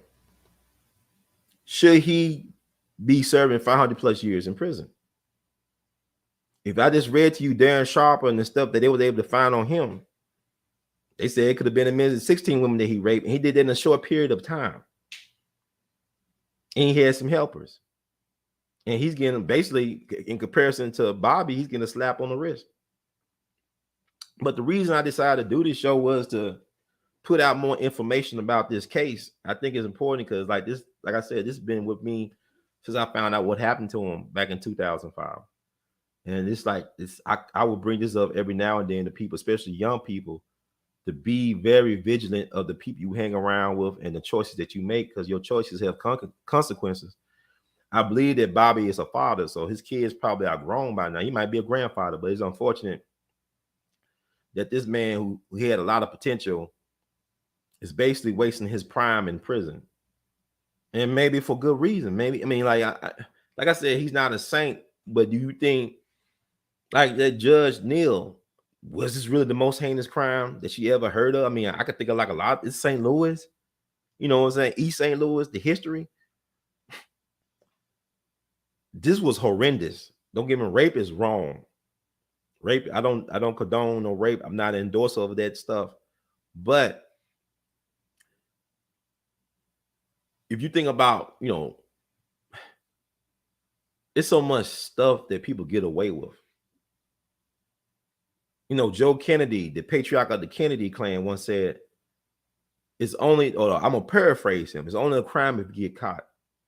You know how many criminals literally get away with murder? Most murders go unsolved. Most crimes go unsolved. But, with Bobby, I think what happened, he made a deal with the devil. He had to pay interest. When he became property of the federal government by being an informant, and he crossed them like he crossed them by getting back in trouble, they threw the book at him. Said, we got what we need to get. We got our high targets, and, he helped us put them away. So we rewarded him. But this fool got sloppy. Because I still don't understand, were you careful enough to wear latex gloves, but you don't wear no condom? And not even wear cover his identity, because she could identify him in the photo lineup. And I'm not saying that I want him to get away with it. No, I'm not saying it at all, but I'm saying he could not be in his right mind. So maybe he was a victim of CTE, getting hit too many times in the head while playing football. Or what happened to him in them 3 years in federal prison? Was he traumatized, abused? I mean, did it mess with his psyche, his masculinity? I'm just saying, I don't know, but I do know that Bobby is still around. And I actually found a way to get in touch with him. So I'm trying to figure out, should I get in touch with Bobby and hear his side of the story? Because I remember several years ago that the brother who was accused of killing Michael Jordan's father, he contacted me. Like, my life is interesting. It's like a movie, like everybody else, but my life is my life. He contacted me right after the LeBron James and then came back on the Golden State Warriors. This is back in the summer of 2016. Oh, not, I guess it wasn't, but like June of 2016, after LeBron and them came back for the historic comeback against the Warriors and won the championship. I kept on getting these phone calls from a penitentiary in North Carolina. I missed a couple of those phone calls and finally I answered the phone call, accepted the phone call, and it was the brother on the other line saying, I'm so and so. I'm getting in touch with you because the CEO told me about the video you made with Dick Gregory talking about my innocence. Like I didn't do this. And people don't know that Dick Gregory was trying to get in touch with his lawyers back then to let him have some information about to help him exonerate him. Dick Gregory was trying to help exonerate the dude back in the 90s. So people don't understand in that county where Michael Jordan's dad was found or got killed in, the sheriff was notorious for being very corrupt. The sheriff department was very corrupt in that county. And it was like a high level of drug trafficking in that county because it was on I-95. So a lot of drugs would be coming up in from Miami all the way to the East Coast and back and forth through that county. They even did a documentary about Michael Jordan's father getting killed, about that young man and his possible innocence.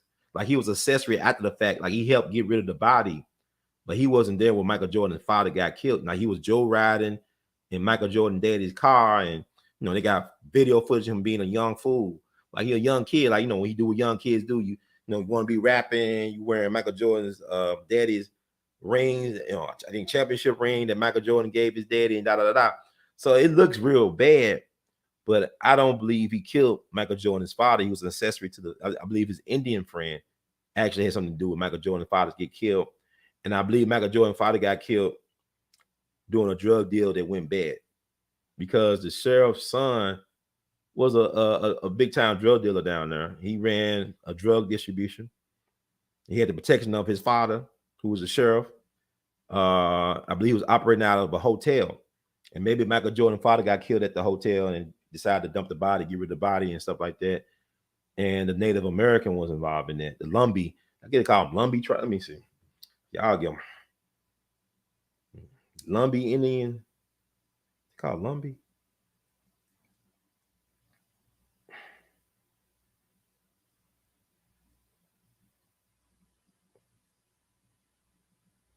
Yeah, Lumbee Indian. His best friend was Lumbee. So he was helping his best friend. He had alibis. He was with his girlfriend and family at a home, and he came in, the friend came and got him. So he had people that come vouch for him, but he had bad lawyers. The lawyers messed him up because the judge of the trial was trying to get him to get out. He was trying to get him to get a mistrial because the prosecutor knew they didn't have enough evidence to tie him to the crime of killing Michael Jordan's father. But he had bad counsel. The only reason why he's in prison right now is because of his lawyers sold him out. Because the judge could not, the judge can't, oh man, if you say this, that means a mistrial, and it probably more than likely ain't gonna try you again. He didn't get that advice from his counsel that he wanted, because like the prosecutor knew that the case was lost in actuality, because based on they didn't have enough evidence to really tie him to killing Michael Jordan's father. And that stuff was weird because Michael Jordan daddy, they act like he was homeless. They cremated his body. The man had dental records they could have got. The man, he had some expensive work done on his teeth. Even the car could have been easily traced back to Michael Jordan's father. I mean, it's like, they was covering up stuff, like how he actually died because they cremated his body. They claim they didn't have enough space at the morgue to hold his body. Come on, man. That's a cover up. But it was some type of technicality. See, it's a documentary that came out a couple years back. You can look at it. It talks about the black defendant, the convicted in Michael Jordan's case. And he had like an innocent project lawyer working on his case. She thought she was gonna get him out.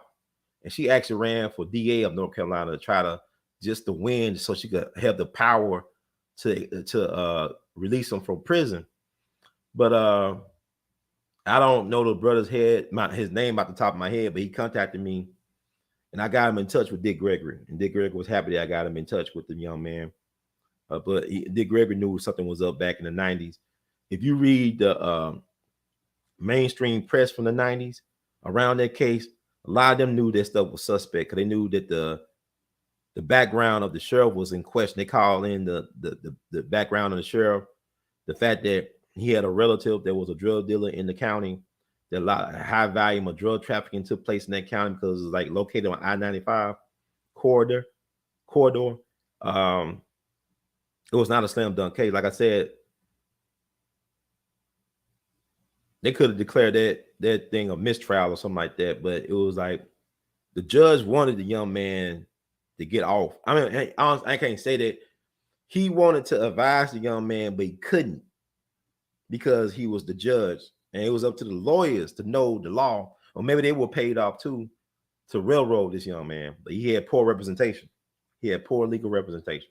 So I had talked to him on the phone a couple of times.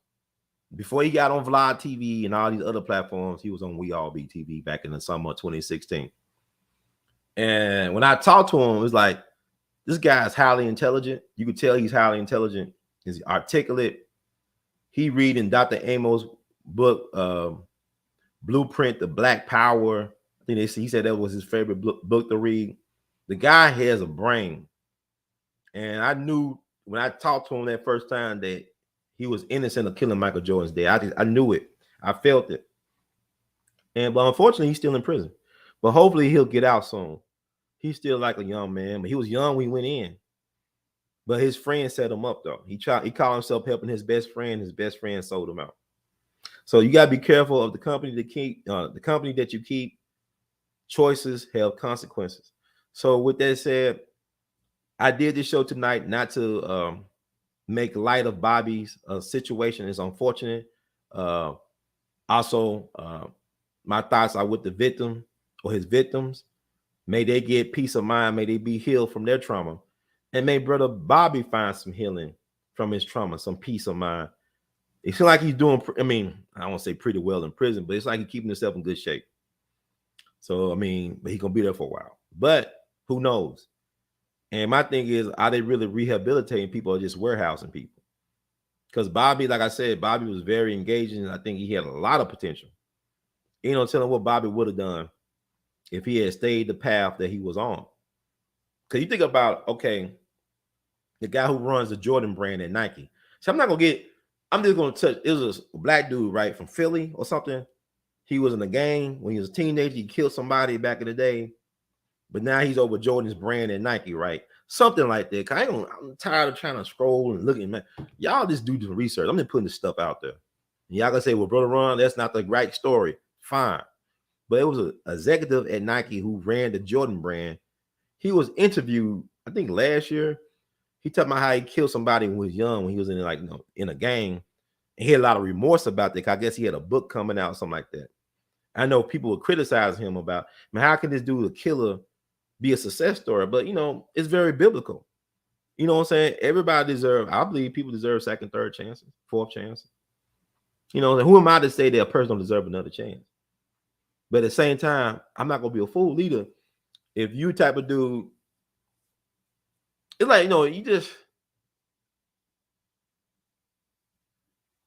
you don't leave no chicken around a fox, man, a hen around a fox, and think that the fox ain't going to be a fox. A snake going to be a snake, a fox going to be a fox, people going to be people. My thing about people, it's not about I don't trust people. I trust people to be people. And also, another thing I'm learning, because I just read the Darren Sharper thing. Here's a guy, he's a football player, multi-millionaire, and yeah, he go around raping women. He could easily get. He don't have to rape no women. I mean, he had money, the looks, career. I mean, why? Because it's not about what people think it is. People think just because people have money, that mean they happy. I went to Washington University in St. Louis. It's one of the wealthiest schools in the country, billions of dollars in endowment. You got trust fund, hedge fund babies and shit at that school. I remember it was a girl, one of my classmates. She took me home, took me back to campus from the art school. And she kept on looking at me before I got her car. She had like this high level BMW. And before I got her car, she asked me, Ron, how you keep it together? Because she had a lot of emotional anxiety issues. She probably on all type of medication. She's just really just shaky. And she would ask me, Ron, how you keep it together? I said, I don't know. I mean, I don't keep it together. What make you think I'm not crazy? I'm dysfunctional. I'm just like you. I got problems and stuff like everybody else. I just keep it moving. But I mean, I was dealing with folks, they had money, but all they wanted was a hug from their dad. They will tell you when they get drunk and high, man, Ron, I just want a hug from my dad. He he's so disappointed in me. I said, he's like, you're a good guy. Said, no, but he don't give me no time, man. He grown. You ain't grown. You a kid still, but young adults. But I'm saying you don't know what nobody going through. Nobody gets out of here alive. Everybody got to deal with adversity. I don't care how much money you got in the bank. I don't care what your last name is. You still got to deal with being human. You still have to have a human experience. And it is what it is. But thank you all for listening, Brother Ron. I'm going to call it a night. I know I didn't talk about everything I wanted to talk about. But I'll be freestyling this stuff, and I don't want to look at the chat room because you get derailed, side comments and side things. I'll just look at y'all. Thank y'all. You donated. I appreciate it. We love you madly. Thank the moderators. Thank anybody that's going to listen to this podcast in the future. Hopefully get you more interest in researching this case and also talking about stories that need to be talked about, that need to be amplified. And like I said, this was not, I didn't do this show to try to tear down Bobby Collins Jr. I did this show because I wanted more people to know about this and really think. I mean, like I said, it's people that have killed people under questionable circumstances that never served a day in prison. You got folks that did similar crimes like Bobby getting slapped on the wrist in comparison. Man, what's 20 years to 500 years? Okay, so think about that stuff. And should we be in the business of throwing away people? Should we throw away everybody? How many times you should forgive people? How many times should people be redeemed? These questions should ask. So, like the words from Brother Herb, please spread the word. Subscribe to We All Be TV. I know a lot of y'all been losing subscribers again. I'm in the negative. I can't help it, man. I got to go my own way, man. I just like, if I lose some people, I lose some people. It is what it is. I got to gain my peace of mind. I'm fighting for my life. I'm fighting for what I want my life to be for the next several years. So I can't worry about people not rocking with me because I'm not featuring certain type of celebrity people. And I can't. It's too many stories to tell. It's too much stuff to do that I want to do and work I want to get done before I exit the planet. So I'm just going to stay my route. So if you like the words from Brother Herb, please spread the word. Subscribe to We All Be TV. You can support the movement. Cash out $R2C2H2. That's cash out $R2C2H2. You could Google Pay and PayPal your support, as well as Zelle your support at the following email address: r2c2h2@gmail.com. That's r2c2h2@gmail.com. You could Venmo your support at r2c2h2. You can also buy Art of His Art, r2c2h2.com. After this Hall & Oates on Marion thing I had in January, I have a lot more energy to do artwork. I've been staying up at night sketching and drawing, working on some masterpieces, as well as reading. I could go back to reading books now. I'm reading there's a book y'all should read, Behold a Pale Horse by William Cooper. Read that book, Behold a Pale Horse, because the stuff that's going on right now, he prophesied that back in the 90s and cost him his life. And r2c2h2.com, get some Art of His Art. You can wear Art of His Art, go below the description box to the official R2C2H2 Teespring website. We're gonna buy you some art to wear, wearable art. And you see, really, I'm glad I feel so much better doing this. Is very therapeutic to do this show. But let me read the disclaimer. And people say, well, Ron, you might want to say the word grape or something. Look, man, if they're gonna flag, I'm doing something that's educational. I'm not trying to be disrespectful, but the language is the language. I'm reading from documents and newspaper articles.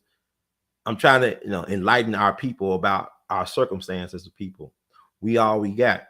So we all be in it to win it. So disclaimer, the views expressed by hosts and guests on the We All Be TV platform are not the official views, opinions, beliefs, or perspectives of We All Be News or the We All Be Group Incorporated. We All Be News is an organization that thoroughly believes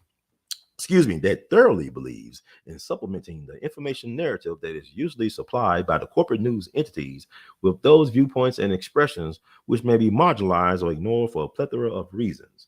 We are about informing the general public on alternative perspectives as it relates to news and information, and letting the general public be the ultimate judge in deciding on how to use said information. Informed citizens are responsible citizens. Thank you for your support. Thank you all. Y'all have a great night. And we put them on with the next show. I don't know. I don't know. I want to do a show every day this week, but I don't know. I don't know. I just feelings. All of my feelings. It's how I feel. But I want to serve my people. Y'all take care of yourselves. Keep on producing and pushing. And in the words of Great Duke Ellington, we love you madly. One love. And know that the best is yet to come.